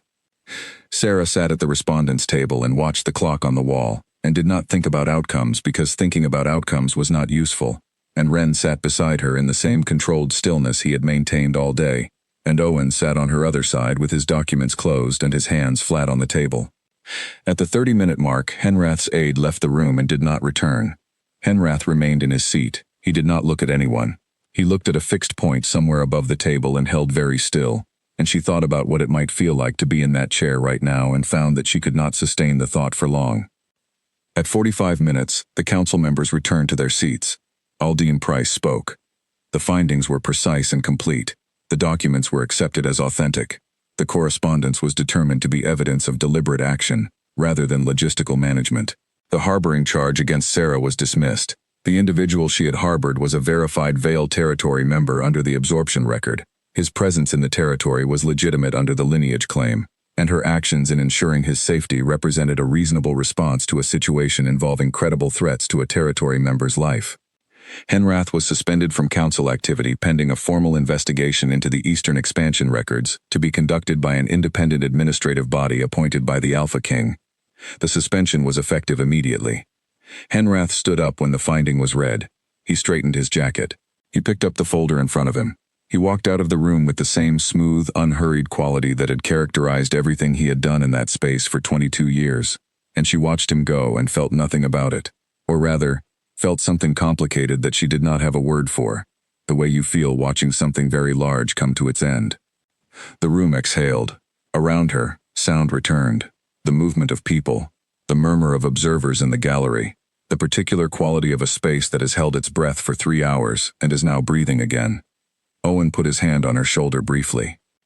Lena appeared from the gallery stairs and came to the table and looked at both of them, at her and at Ren, with an expression that was also complicated, also without a simple name, but that contained in it the relief of someone who was there for the right reasons and had seen them arrive at the right outcome. Caius Vale stood up from his position at the head of the table. He looked at Ren. He did not say anything for a moment. He just looked. The way you look at something you have been trying to see clearly for a long time and are now seeing for the first time in full light. Then he walked around the table and extended his hand. Ren looked at it. He looked at the man attached to it. He took it. They shook hands in the middle of the great hall with the observers still in the gallery, and the council members still at the table, and the administrative staff still at their recording stations, and it was not a dramatic gesture but it was a real one, and real gestures in formal spaces have their own specific weight. There is a great deal left to resolve, Caius said quietly, directly to Ren. The investigation, the Eastern records, what accountability looks like when 22 years are involved. He paused. None of it resolves today. No, Ren said. But this does, Caius said. Ren nodded. He released the handshake. He turned and found Sarah standing a few feet away, and he looked at her with an expression that had nothing managed in it. No control, no containment. Just what was actually there, which was something she did not have a name for either, but recognized in the way you recognize things that haven't happened to you before, but that you somehow already know. She nodded at him. He nodded back. And that was enough, for right now. They walked out of the great hall and into the late afternoon, and the air was the same air it had been that morning, and the territory was the same territory it had been yesterday, and the week before, and for the past 22 years. But something had changed in it. Something permanent. The parking lot outside the Great Hall was half full of vehicles belonging to people who were still inside. Council members, administrative staff, observers who had watched the whole proceeding and were now finding their way back to ordinary Tuesdayness, with the particular slightly dazed quality of people who had been inside history for a few hours. Sarah stood beside her truck and tipped her head back and looked at the sky. Late afternoon. High and clear, the blue deepening toward evening. The first suggestion of the colors that would come in another hour or two. Ordinary sky, the kind that was there every day, and most days didn't require looking at it like it had just done something. Owen was behind her. She could hear him, closing his briefcase with the specific sound of something completed. Lena was beside her truck talking on her phone in the quiet, efficient tones of someone dealing with the immediate practical aftermath of the afternoon. Ren was standing a few feet away, his face tilted toward the same sky she was looking at. He was not looking at it the way she was looking at it. He was looking at it the way you look at something that has been there your entire life and that you have sometimes forgotten to see, and that you are now, suddenly, permitted to see again. She watched him for a moment. Then she looked back at the sky. What happens now? He said. For the territory, Owen says the investigation will take months, possibly longer. 22 years of records is significant territory to go through, and the independent body Caius appoints will need to be careful about every step they verify. Henrath will have a formal legal process and access to an advocate. The findings from today go into the permanent record as the foundation. She paused. For the Eastern Territories question, the Renepack status, the integration records, what a territorial review actually looks like in practice, that's the thing that takes years. Yes, he said. I know. She looked at him. Where do you go from here? She said, personally. He was quiet for a moment. I don't know, he said. I have spent the past 7 years with this specific direction in front of me, getting to this room, getting this on the record. He paused. I haven't thought much past it. You don't have to think past it today, she said. No, he agreed. Owen came around to stand near them, briefcase in hand, with the expression of a man who has done the thing he came to do, and is taking a moment before the next thing. You'll both need to be available for the investigation, he said. Not in the territory necessarily. The investigation will have remote testimony provisions, but available. Regular contact. Documented. I can do that, Ren said. Good. Owen looked at him steadily. Your father would have found this outcome satisfying, he said. Not complete. Nothing that takes 22 years to surface is ever complete when it arrives, but satisfying. Ren held his gaze. Thank you, he said. Owen nodded. He shook hands with them both, clapped Sarah once on the shoulder in the particular way of a person who has been her family for 28 years and does not need to make speeches about it, and walked to his car. Lena finished her call. She came to stand beside Sarah with the easy familiarity of 9 years of friendship. The unit is going to ask questions, she said. About the record, about the notation, about why you missed the Rite. All of it is going to come up in the administrative review. I know. The notation will likely be expunged, Lena said, given the finding and the circumstances. But it's a process. It takes time. I know. Lena looked at her sideways. You're very calm. I'm exhausted, Sarah said. Calm is what exhausted looks like when things went right. Lena made a sound that was close to a laugh. She looked at Ren. You held up in that room, she said to him. It was a direct assessment, not a compliment. The way Lena gave the highest version of acknowledgement, by treating it as a fact rather than a gift. Every time Henrath tried to move the frame, you moved back to the content. That mattered. Prescott gave me the content, Ren said. I just held it. That's the harder part, Lena said. A car came out of the lot behind them, slowing as it passed. She recognized it, council member from the eastern seats, someone whose vote in the deliberation she had not been able to see from the table. The council member looked at them as the car passed but did not stop. They watched it go. I need to get back, Lena said. Unit paperwork doesn't stop for emergency proceedings. She touched Sarah's arm. Come for dinner this week, when you've slept. Yes, Sarah said. Lena walked to her truck. She drove out. Sarah and Ren stood in the parking lot. The lot was quieter now, the late afternoon sounds of the territory coming in as the last of the post-proceeding vehicles left. Distant birds, someone's radio from an open window across the road, the ordinary pulse of a place that had just contained something extraordinary and was already absorbing it back into the ordinary. I should let you go, Ren said. She looked at him. Where are you going to stay tonight? She said. He paused. I hadn't fully thought through the logistics. The storage building is not the storage building, she said. You're in the territorial record now. The lineage claim is filed. You have official status. You don't have to sleep in a grain storage building. She thought for a moment. There's a guest house attached to the mediation office. Owen uses it for parties in sensitive proceedings who need accommodation. He'll let you use it. You don't have to arrange. I know I don't have to, she said. I'm going to. He looked at her with that expression again, the one she had catalogued, the one without a simple name. She was getting better at reading it. What it contained, she thought, was something like, you keep doing the thing when you don't have to, and I keep being surprised by it even though you've done it repeatedly. She took out her phone and sent Owen a text. Owen replied in 2 minutes, of course. Keys at the office. Tell him to take the back entrance. She showed Ren the text. He read it. Your family, he said, after a moment, is. I know, she said. They are. He looked at her. I mean the whole of it, he said. You and your uncle and the grandmother you never knew you shared a history with, and the way all of it connected without any of you arranging it. He paused. Prescott was right to point me here. Whatever he knew about your family, whatever led him to the Voss name, he understood something real. She thought about her grandmother at a formal gathering with a mark on her wrist that nobody living had explained until 4 days ago. She left the East, Sarah said. She built a life here. She never looked back openly, but she passed something down without knowing it, or maybe knowing it and choosing not to name it. And whatever it was she passed down, here we are. Here we are, he agreed. A pause. What will you do? She said. Genuinely. Not the investigation, not the formal process. You. What do you want to do when you have a direction that isn't this one? He thought about it. She appreciated that he thought about it genuinely, didn't deflect or minimize. I want to know what is left of the people who were my pack, he said, not to reclaim anything. That's not what this was ever about, regardless of what Henrath tried to argue. The where they settled. Just to know. To know who integrated and where they settled and whether they're all right. A pause. And I want to see the Eastern Territory the way it is now. The land. It was my father's land before it was anyone else's, and I have not seen it in 7 years. She nodded slowly. That sounds like a start, she said. Yes, he said, it does. She reached into her pocket for Owen's office key, which Owen had included in a follow-up text with the code. She held it out. He took it. His hand wrapped around hers briefly as he did, not intentionally, just the proximity of the exchange, and then the moment passed and the key was in his hand, and her hand was back at her side. Neither of them addressed it.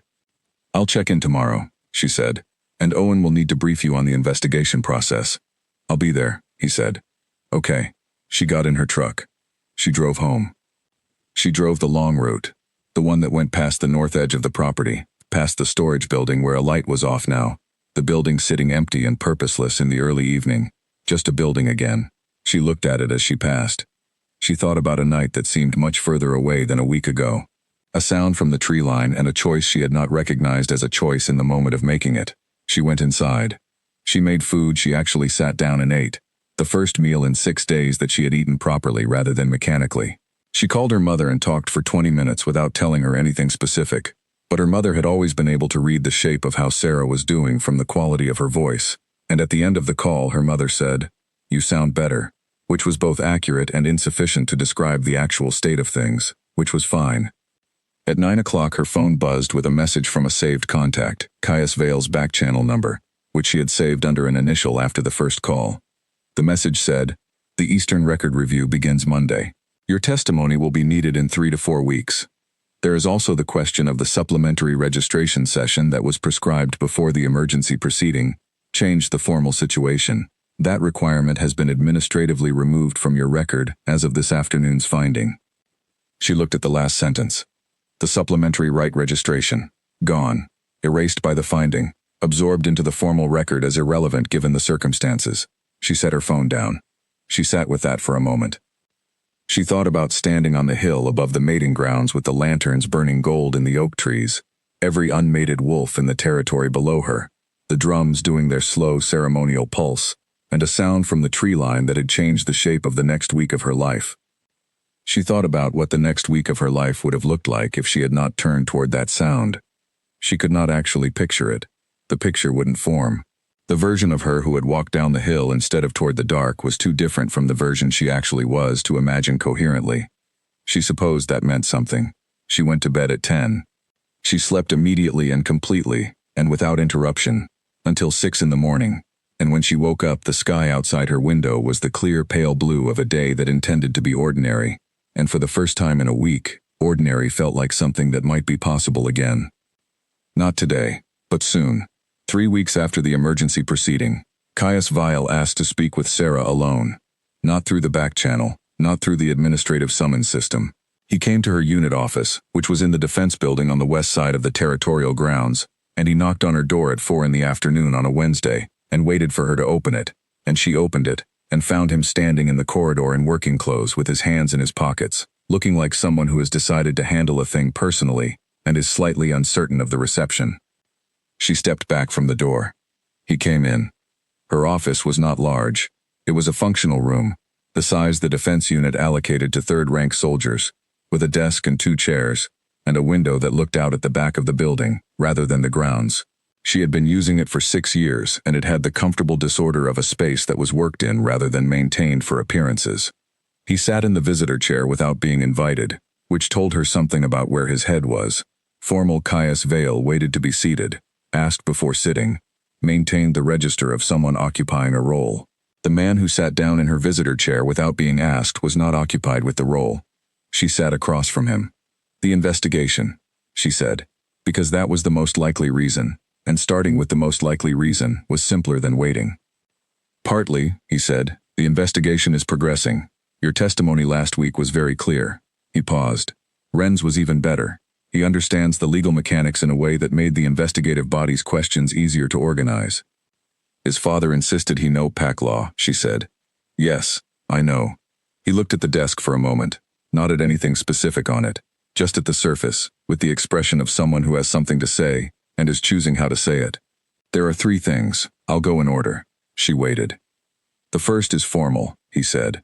The notation on your unit record has been cleared, as you know, but the full record will contain the account of the proceeding and your role in it, which is extensive. Your unit commander has been briefed. The Senior Defense Council will review your file in the next month as part of a routine promotion cycle. The record as it now stands puts you in a strong position for advancement if you want it. I appreciate that, she said. I didn't arrange it, he said. I want to be clear about that. I told the Senior Defense Council the truth about what you did and why. What they do with that is their judgment. I know, she said. That's why I appreciate it. He looked at her. The second thing is also partly formal and partly not, he said. The Eastern Territorial Review, the full review of the absorption records and the status of absorbed PAC members, is going to take 18 months at minimum. At the end of it, there will be determinations about integration protocols for individuals who were not properly processed at the time of the absorptions. He paused. Ren is in that category. His integration was never completed. The review will likely recommend a formal completion of the process. What does that mean practically? She said. It means he will officially become a Vale Territory member, with full status, properly recorded and properly integrated, with the administrative history corrected to reflect what the Rene Pac's actual position was during the negotiations. He paused. It also means he will have the option, which he may or may not want, to be recognized formally as a member of the PAC, with the integration ceremony that was never performed for him. She thought about PAC scent, about the absence of it, and what that absence had meant for 7 years. He'll have a choice, she said. He'll have a choice, Gaius confirmed. She nodded. Is he still at Owen's guest house? She said. He is. He said he would stay through the investigation. A pause. He's been visiting the Eastern Territory. Short trips, the land, mostly. He says he wanted to see it. She had not known about the trips. She and Ren had talked every few days, briefly, the way you talk to someone when the thing that brought you together is ongoing and present, but you are both also navigating the ordinariness that exists around it. She had not thought to ask about the land. Is the land all right? She said. It's land, Sarah said. It's been land for 22 years. It looks like the Eastern Territory. He paused.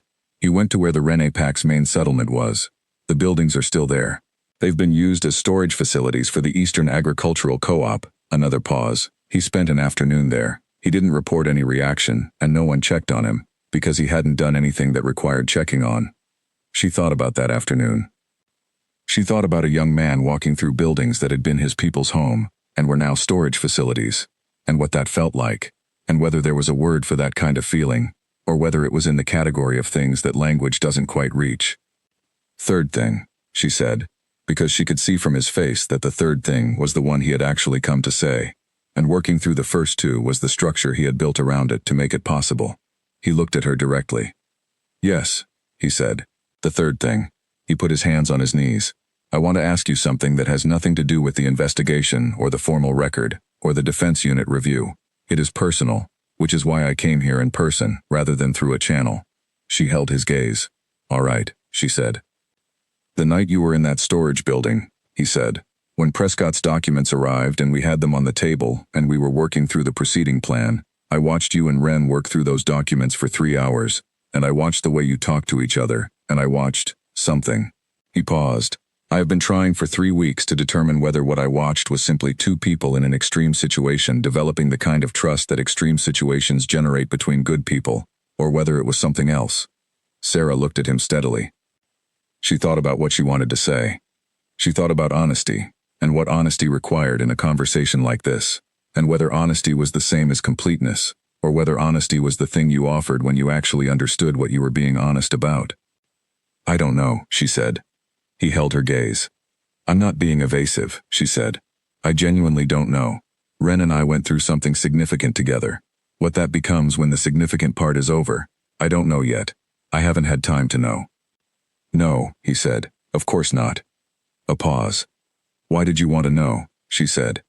He thought about this for a moment. Because I find myself thinking about you, he said, in ways that are not administrative. And I have been a sufficiently careful person for long enough to know that walking into a situation where another person has prior claims, even informal ones, even unresolved ones, without having the information, is a mistake I don't want to make. She looked at him. She thought about the meeting rooms, and the field with the stone boundary marker, and the great hall, and 5 days of building something together under pressure. She thought about what she had noticed during those 5 days, and what she had filed away without examining because there was too much else to examine. She had filed a lot. "I appreciate you asking directly," she said. It seemed the appropriate approach, he said, with the slight dryness of someone acknowledging that direct approaches were not always his default, and that this one had required a decision. "I don't have an answer for you right now," she said, "and I don't think that's the kind of thing you rush because the timing is uncomfortable." "No," he agreed, "it isn't. Can we leave it as unresolved?" she said, "not forgotten, not put away, but not forced into a shape before it's ready to be one." He looked at her for a moment. "Yes," he said, "we can do that." He stood up. He stood in her small office with the window looking out at the back of the building and the comfortable disorder of 6 years of work around him, and he looked more like a person in that setting than he had ever looked in any of the formal rooms where she had encountered him, and she noticed that too and filed it. "Thank you," he said, "for the directness." "Thank you for coming yourself," she said. He went to the door. He paused with his hand on it, in the specific place she had paused twice in the storage building, and she thought about whether people who paused with their hands on doors were a particular kind of person, or whether it was simply the most natural place in the world to pause when you had said almost everything, and were deciding about the last part. "The supplementary registration session that was canceled from your record," he said. She raised her eyebrows. "There is another one scheduled," he said, "in 3 months, standard calendar. It's not mandatory for anyone with a cleared record." He paused, "But it's there." He opened the door and went out. She sat at her desk and looked at the door for a moment. Then she picked up her phone and texted Ren, "Are you back from the east tonight?" He replied in a few minutes, "Yes, back at the guest house by 6. She looked at the text. She typed, "Dinner?" He replied, "Yes." She set the phone down. She thought about 3 things in order. She thought about a man who had come to her office in person to ask a question that most people in his position would have managed at a distance, who had called it personal, who had said, "I find myself thinking about you in ways that are not administrative," which was the most careful way of saying the thing that it contained, and also somehow the most honest. She thought about a man who had not asked for help and had accepted it anyway, who had answered her genuine questions with genuine answers, who had told her this is a significant amount of trust to put in a man you've met once and then trusted her back anyway. She thought about the mating rite in 3 months. Not mandatory, but there. She looked at her office around her, the desk and the 2 chairs and the window looking out at the back of the building. Ordinary. Hers. 6 years of a life she had been building steadily, without drama, with the specific satisfaction of work that was real and mattered. She had walked into the woods toward a sound in the dark and come out on the other side of a week that had reshaped several things. Some of them were resolved, some of them would take 18 months or more, and some of them, the ones that were personal and unresolved and not forced into a shape before they were ready, were still in the process of becoming whatever they were going to be. That, she thought, was fine.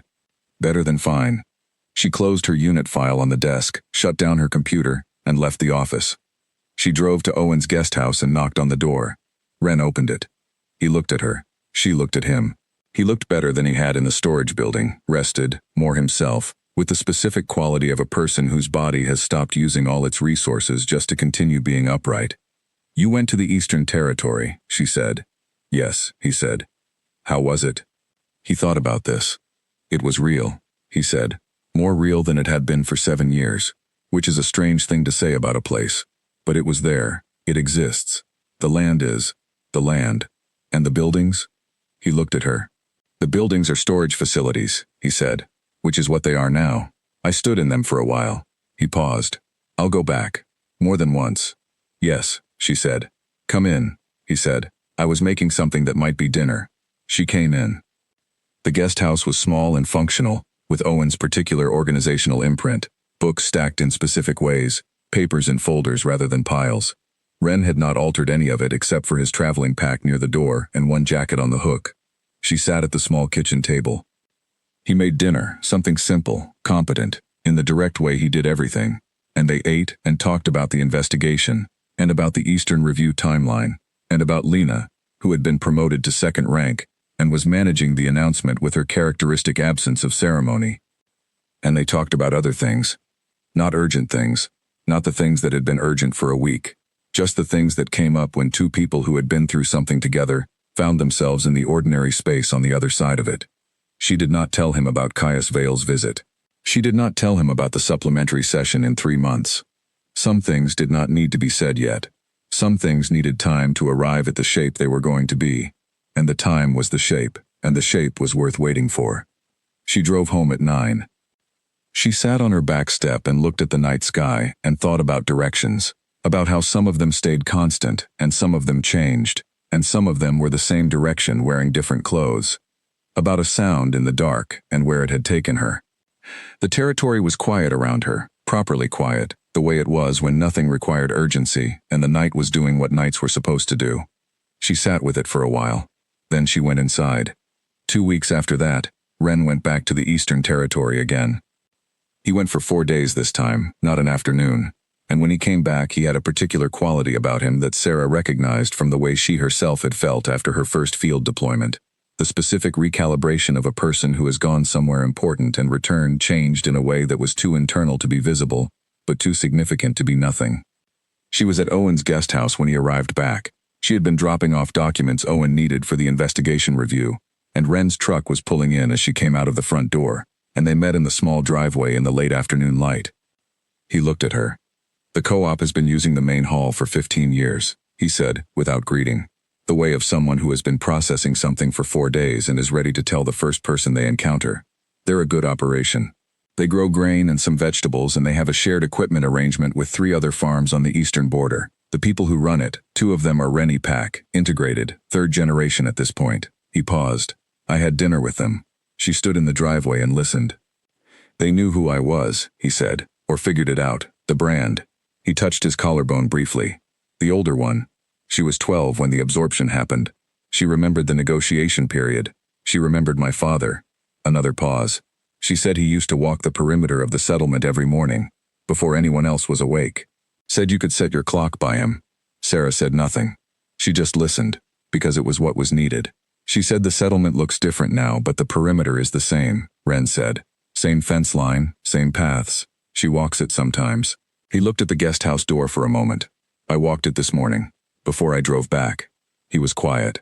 Then, "I'm going to stay. In the territory. Through the review and past it, probably." He looked at her. "I'm not sure what that looks like practically. Whether the guest house is sustainable long-term, whether there's something in the eastern region itself. Owen said there may be options in the review outcome, but I've decided I'm not leaving the territory again." A pause. "It took me 7 years to get back in. I'm not going back out." She nodded. "Good," she said. He looked at her steadily. "You're not surprised?" "No," she said. "You went to see the land. People who go to see the land and then leave have a different quality than people who go to see the land and decide to stay. You had the second one." He almost smiled. The same small movement as before, in the storage building weeks ago, still rare enough to notice. "Is that a soldier thing?" he said. "Reading people by how they come back from places?" "Partly," she said. "Partly just you." The words were out before she had decided on them, and she did not take them back. They sat in the air between them in the driveway with the late afternoon light going gold around them, and neither of them moved. He looked at her with the expression she had catalogued, and still did not have a name for. "Sarah," he said. "Yes," she said. Not asking what, not asking him to continue or stop. Just acknowledging that he had said her name, and she had heard it. "I want to tell you something," he said. "And I want to be clear that it doesn't have to mean anything you don't want it to mean. I'm not asking for anything. It's information. You can do what you want with it." She looked at him. "Tell me," she said. He took a breath. "The night you found me in the woods," he said. "I had been in the dark for 6 hours. I knew where I was. I could hear the ceremony. I could tell from the sounds I was on the edge of the Rite grounds. I could have moved toward the sound. Toward people." He paused. "I didn't. I wasn't sure who in the territory I could trust, and moving toward a large gathering without knowing felt." He stopped, organized, started again. "When you walked toward me, in the dark, when I heard you moving through the trees, I was not afraid. I had been afraid, earlier, during the attack. After, lying in the dark for 6 hours, I had moved past afraid, into something that didn't have a comfortable name. But when you walked toward me, I wasn't afraid." He held her gaze. "I don't know what that was," he said. "I've thought about it for 5 weeks. I don't have a clean explanation." He paused. "But I know it wasn't nothing." The driveway was very quiet. She thought about standing in the dark with his hand around her wrist and neither of them letting go. "No," she said. "It wasn't nothing." A pause. "I'm not asking for anything," he said again. "I know," she said. "I just wanted you to have the information." She looked at him. She thought about a mating rite in 1 month, not mandatory, but there. She thought about an alpha king in her office who had come in person and said, "I find myself thinking about you." She thought about unresolved things being allowed to stay unresolved until they were ready. She thought about what she actually felt when she stopped managing the analysis and just asked herself, "I have information too," she said, "which is that the past 5 weeks have not been the past 5 weeks without you in them. The investigation, the testimony, the dinners at the guest house, those are not things I was doing just because they were the next step in a situation. They were things I was doing because they were what I wanted to do." She paused. "I'm not asking for anything either," she said, "but that's the information." He looked at her. Something settled in his expression, very quietly, the way things settle when they find a place they fit. "All right," he said. "All right," she said. They stood in the driveway for another moment. Then she said, "Have you eaten? You drove for 3 hours." "No," he said. "Come on then," she said. "I'll make something." She turned and went back inside, and after a moment she heard him follow. They ate at Owen's small kitchen table and talked about the Eastern Territory and the co-op and the woman who walked the perimeter fence every morning, and they talked about what the investigation timeline looked like for the next month, and they talked about Lena's promotion and Owen's current mediation case and the defense unit's autumn training schedule. They talked the way you talk when you are in the ordinary space on the other side of something significant, when the urgency has passed and what is left is the actual texture of 2 people sharing time. She went home at 9. She sat on her back step again, as she had been doing on and off for 5 weeks. But tonight the quality of the sitting was different. Not weighing things, not running calculations, just sitting in the night air with the territory quiet around her, and the future being whatever it was going to be. Her phone buzzed. A text from Ren. "Thank you for dinner." She typed back, "Thank you for telling me." 3 dots appeared. Then, "Yes."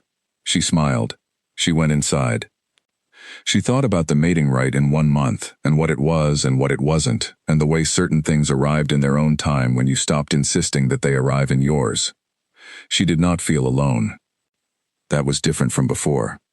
She fell asleep quickly and easily, in the way she had been sleeping since the proceeding, not troubled, not light, but fully and deeply, the sleep of someone who has done what was in front of them, and is now resting.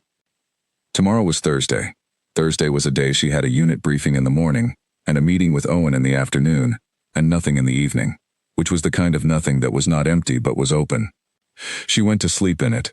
The supplementary mating rite session was held on a Saturday in early autumn, 3.5 months after the night Sarah had stood on the hill and heard something in the dark. The session was smaller than the main rite. Attendance was voluntary for anyone with a cleared record, and the voluntary nature of it produced a different quality in the gathering.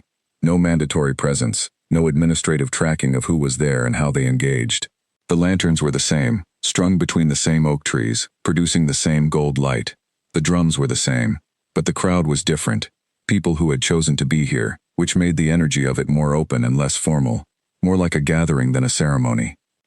Sarah arrived early. She walked down the hill with the lanterns already burning, and found a place at the edge of the clearing that was neither close nor far. That was simply the place she wanted to stand, and she stood there and watched the gathering build around her. She had told no one she was coming, not Lena, who would have had things to say, not Owen, who would have had questions, not Caius Vale, who had mentioned the session and then said nothing further on the topic and had, as far as she knew, respected the space she had asked for. Not Ren, who had not mentioned it. She watched the lanterns. She thought about the previous year's rite and the sound from the tree line and everything that had unfolded from that moment. 5 weeks of active consequence followed by 3 months of slower consequence, the kind that felt like ordinary life but was actually still the aftermath, still the process of things settling into the forms they were going to take. The investigation had reached its preliminary findings 2 weeks ago. Henrath's suspension had become a formal removal from counsel position pending a separate administrative prosecution that Owen said would take another year to complete. The Eastern Territorial Review was on track for its 18-month timeline. Prescott's name had been entered into the official territorial record as a person who had served the Vale Territory's interest at significant personal cost, which was an administrative designation but also the thing that needed to be said for the record. Callum Veer had returned to the territory 6 weeks after the emergency proceeding, quietly, and had resumed work in the records division under a different supervisor. She had met him once, briefly, young, precise, with the specific quality of someone who had done something courageous, and was still not entirely sure what to do with the knowledge that they had done it. The documents were already there, he had said to her, in the hallway of the records building, on a Tuesday. Prescott just made sure I knew where they were, in case. He had paused. He was always building for the in case. She had thought about Prescott a great deal over the past 3 months. She thought about him now, standing at the edge of the autumn Rite, with the lanterns burning, and the drums beginning their slow pulse. She thought about a man who had spent 14 months building a chain that would outlast his ability to hold it, and who had walked across an East Border station knowing the risk and taken it anyway, and who had made sure that if he was not there to complete the plan could complete itself. She thought about the things people build so that the future can use them. The gathering was fully present now. The drums had moved into their ceremonial rhythm. Around her, people were talking and drifting, the particular social ease of a smaller, voluntary gathering. She felt someone stop beside her. She turned. Ren. He was looking at the lanterns, not at her, with his hands in his jacket pockets and an expression she could not see from the angle she was at. He stood beside her in the edge of the clearing and did not say anything for a moment. "You didn't tell me you were coming," she said. "You didn't tell me either," he said. She looked at the lanterns. "No," she said. "I didn't." A pause. "How did you know I was here?" she said. "I didn't," he said. "I came because I wanted to, and you were here." He paused. "I suppose that's its own kind of answer." She thought about that. She thought about directions that stay constant. Around them, the ceremony continued its patient build, not demanding anything, not pushing toward its outcome, simply providing the space in which things could happen at their own pace. 3 months ago, she said, "I told you I didn't know what the past 5 weeks had been, whether it was the situation or something else." "Yes," he said. "I know now," she said. He turned to look at her. She met his eyes. "It wasn't the situation," she said. He held her gaze for a moment. "No," he said, "it wasn't." The lantern swung in a light wind.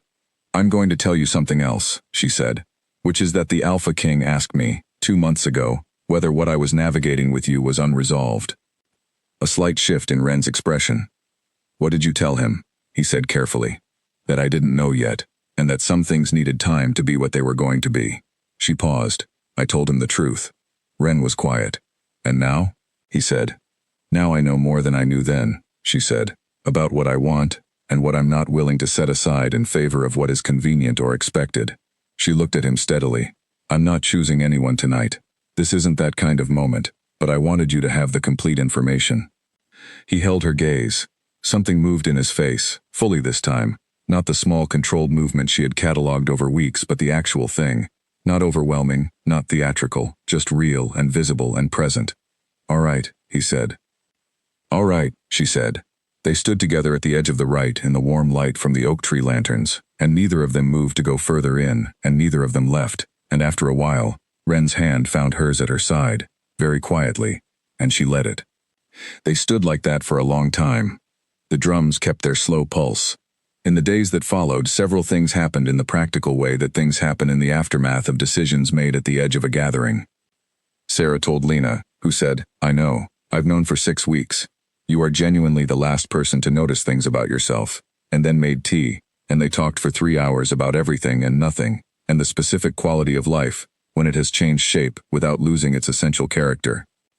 Ren spoke to Owen, who was not surprised. Owen was rarely surprised, which was one of the qualities that made him good at his work, and who began making some quiet inquiries about residential options in the Eastern Territory that might be suitable for someone in the investigation process who needed to be reachable, but was not required to be at the guest house indefinitely.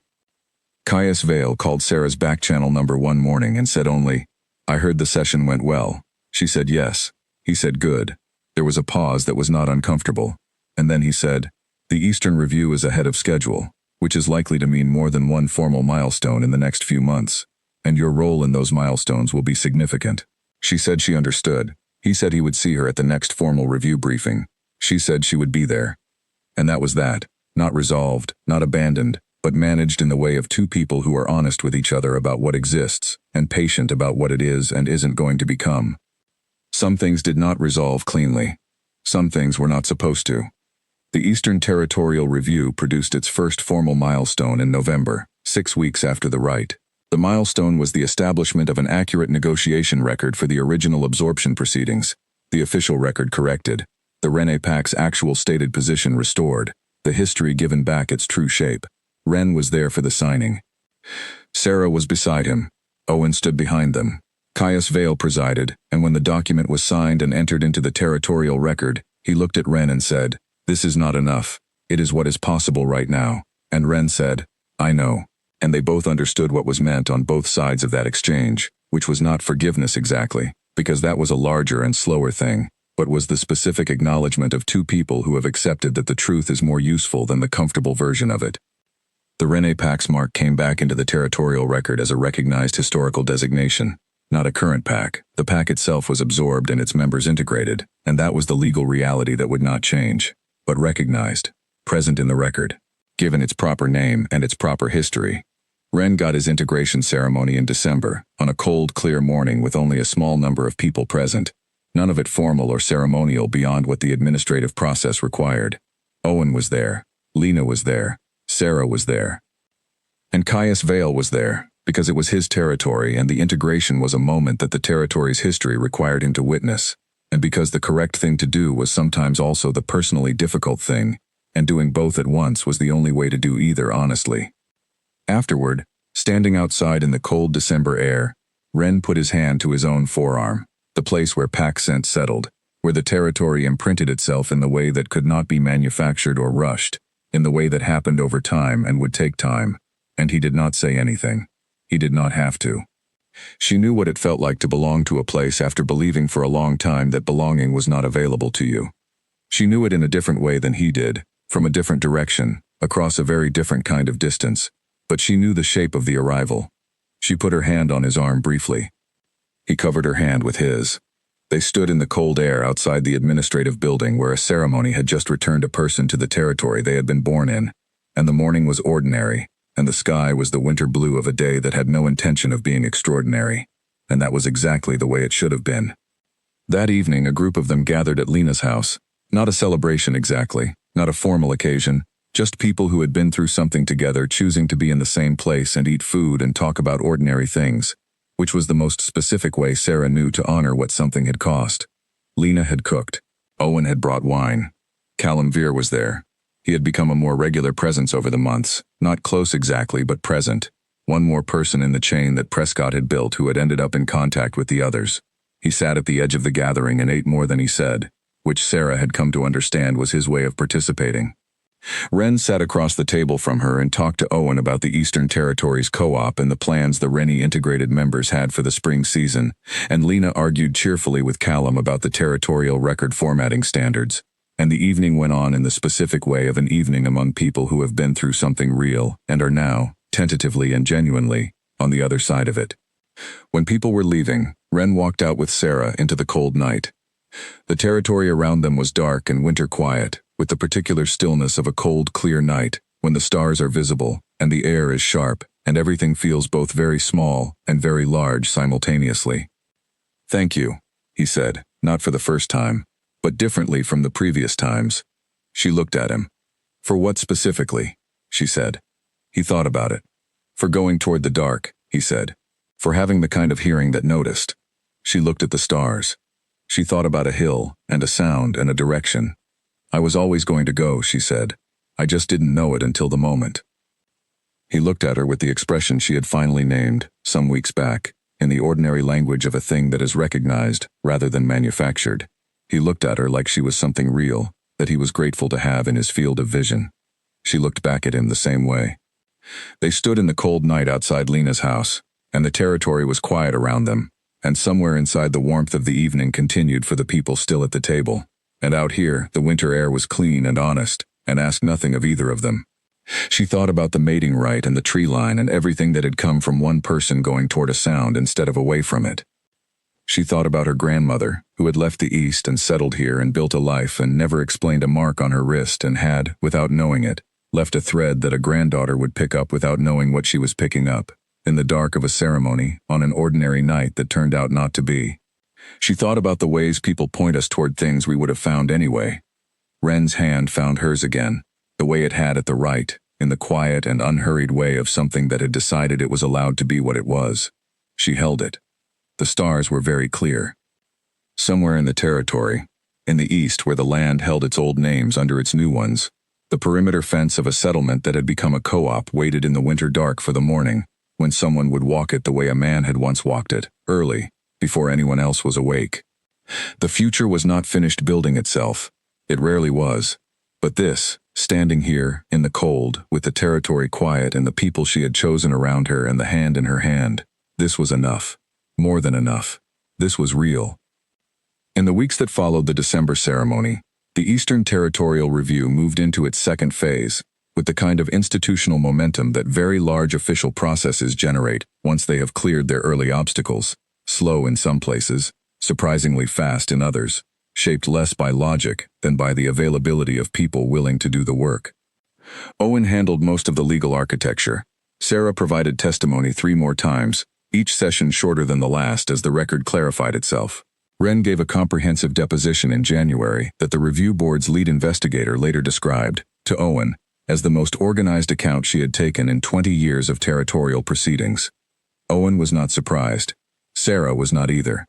Callum Veer, it turned out, had kept notes. 18 months of notes, in small precise handwriting, in a notebook he had not mentioned during the emergency proceeding, or in the initial weeks after, and which he produced in February at a secondary review session with the specific quality of a person who had been waiting to see whether the thing was going to hold before adding the final piece. The notebook covered things that the formal documentation did not: conversations, atmospheres, the specific ways that information had been managed and directed, and occasionally prevented from moving through the channels it was supposed to move through. It was not evidence in the legal sense. It was context, and context, as Owen said, is the thing that makes evidence make sense. Henrath's formal prosecution began in March. Sarah was not required to be present for it, and she was not. She was in the Eastern Territory on the day the proceedings opened, with Wren and the woman from the co-op whose name was B, walking the perimeter fence in the cold March morning before anyone else was awake. Bia had invited them the previous week, casually, in the way of someone who had decided that a thing had been happening privately for long enough, and it was time to make it ordinary. She had not said this. She had just said, "I walk the fence every morning. You should come sometime." And Wren had looked at Sarah, and Sarah had said yes. So they had come.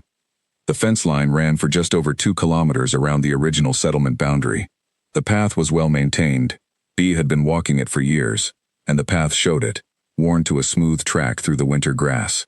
They walked it in the early morning silence, B in front setting a pace that was meditative rather than fast. Wren beside Sarah in the cold air with his breath visible, and his posture the particular kind of relaxed that she had learned to read as him being genuinely somewhere rather than moving through somewhere. The land was flat here, in the specific way of eastern farming territory, not the rolling hills of the central packlands or the dense oak forests of the south, but open country, with long sight lines and a quality of space that made the sky feel larger and closer simultaneously. She had not been to the Eastern Territory before. She had read about it in briefings and understood it, as a region on a map. Being in it was different. Being in it with the specific knowledge of what this land had cost, and what it had carried for 22 years was different again. B stopped at the northeast corner of the fence, where a post had been replaced at some point. The wood was lighter than the others, clearly newer. "This one was the last my father put in," she said. "The original one rotted. He replaced it the year before the absorption." She touched it. He didn't know, when he put it in, that it was the last thing he would build as a Rennie Pack member. She paused. I liked that he didn't know. He just did a good job on a fence post, because a fence post needed to be good. Wren stood beside her and looked at the post. He did not say anything. After a moment B continued walking, and they followed, and the rest of the perimeter passed in the good quiet of people who have found what they needed in a place, and are not yet ready to leave it. They ate breakfast at the co-op's community kitchen afterward, which was a practical building attached to the main storage hall, with long tables and a large wood stove, and the smell of bread that had been baking since before they arrived. Several other co-op members were there, some of them Rennie integrated, some of them not, all of them doing the practical business of a working farm morning. B introduced Ren to two of them by name and to the rest generally. She introduced Sarah as, "And this is Sarah," which was sufficient and which Sarah appreciated. They ate bread and eggs and drank strong tea, and Sarah listened to a conversation about spring planting and water management, and a dispute with the neighboring land about a shared drainage ditch that had been unresolved since the previous autumn, and she thought about how ordinary this was, how entirely ordinary, how completely indistinguishable from any working farm table on any morning, and how the ordinariness of it was not an absence of what had happened here, but was, in its own way, the point. People had built things here. People had walked fence lines and replaced fence posts and grown grain and argued about drainage ditches, before and after and around and through all of the weight that history had put on this land. The land had held it, the ordinary had continued. She drove back to the Central Territory in the late morning, alone. Ren was staying in the east for another 2 days, as he did most weeks now, with a routine that had begun to feel established. She drove with the windows cracked in the late winter air, and thought about the upcoming promotion review, and the unit's spring training schedule, and the dinner she was supposed to have with Lena on Friday. She thought about an independent administrative investigation that was going to run for another year and produce findings that would go into the permanent territorial record and would be read by people she would never meet. She thought about Prescott. She thought about him often, in the specific way you think about people who are not there to know how things ended, the slightly unresolved quality of owing someone something you cannot deliver because they are not available to receive it. She had asked Owen, once, what happened to people in the territorial record when they died in the service of something significant. Owen had said, "The record keeps them, that's what the permanent record is for." She thought about that. The road ran west through the flat country and into the rolling hills and through the oak forest and out the other side into the familiar landscape of the Central Territory, and by the time she reached her own drive it was early afternoon, and the sun was at the particular angle it reached in late winter, low and specific, turning everything it touched to its truest color. She parked. She sat for a moment. She thought about a year ago, standing on this hill above the mating grounds in the early evening, watching the lanterns burn, counting the reasons she was going down the hill and already half turning toward the sound she hadn't yet heard. She thought about the shape of a decision that isn't recognized as a decision in the moment of making it. She got out of the truck and went into the house. The kitchen was the same kitchen, same table, same window, same coffee maker she had had for 4 years. The ordinary held its ground. It was one of the better things about the ordinary. She made coffee and sat at the table. Her phone had messages, Lena confirming Friday, Owen with a brief update on the review timeline, Caius Vale's back channel with a note about the spring formal council session, which was the next occasion that would require her presence as a witness. And from Ren, the perimeter fence is 1.8 kilometers by my count. B says 2. We measured it after you left. Dispute ongoing. She laughed. It was a good sound in the kitchen. It had been a good year for that sound, more of it than the previous year, which had not been a bad year for it, but was a different year. She typed back, "Who measured?" He responded, "B says her count is correct because she has walked it every morning for 12 years and I only walked it once. I told her that precision of instrument matters more than frequency of use. She told me I was welcome to walk it every morning and then we could compare. I may have agreed to that." She read this twice. She typed, "You're going to be insufferable about this fence." He replied, "It's a very good fence." She set the phone down. She sat at the table and drank her coffee and looked out the window at the north edge of the property, where the storage building sat in the late winter light. Used again now, properly, because she had cleaned it out in October, and her neighbor's daughter stored her equipment there through the cold months. Just a building. A perfectly ordinary building on the edge of a property that had eastern roots she had not known about until 5 months ago, and that she thought about sometimes with the specific quality of someone who has found out something about where they came from and is still in the process of deciding what it means to them. She thought about her grandmother. She thought about directions. She thought about how some threads are laid down a long time before the person who will need them is born, and how the laying down is an act of faith in the specific form of believing that the future will find a way to what the present is trying to give it. She finished her coffee. She washed the cup. She had a unit briefing in the morning and a call with Owen in the afternoon and nothing in the evening, which was the open kind of nothing. She would cook something. Ren would be back Friday. Lena was Friday. The formal council session was in 3 weeks. The Eastern Review was on track. Henrath's prosecution was underway. Callum's notebook was in evidence. Prescott's name was in the permanent record. The territory was doing what territories do, continuing, processing, carrying its history forward in the way that living places carry history. Imperfectly, incompletely, but steadily. She went about her evening. She cooked and ate and called her mother and answered her unit messages and went to bed at a reasonable hour and slept without difficulty, which she had been doing since October and intended to keep doing. In the morning the sun came up over the eastern hills and came through her bedroom window at the angle that meant the season was turning, and she lay in bed for a few minutes in the specific luxury of having nowhere to be for another hour, and she thought about nothing in particular except the quality of the light. Then she got up. She made coffee. She went about her day. Outside, the territory continued in its ordinary fashion, people and land and the daily work of a place that had just come through something significant and was now, in the way of places that have come through things, simply itself again. Itself, and something more. Always, after something real, something more. The end.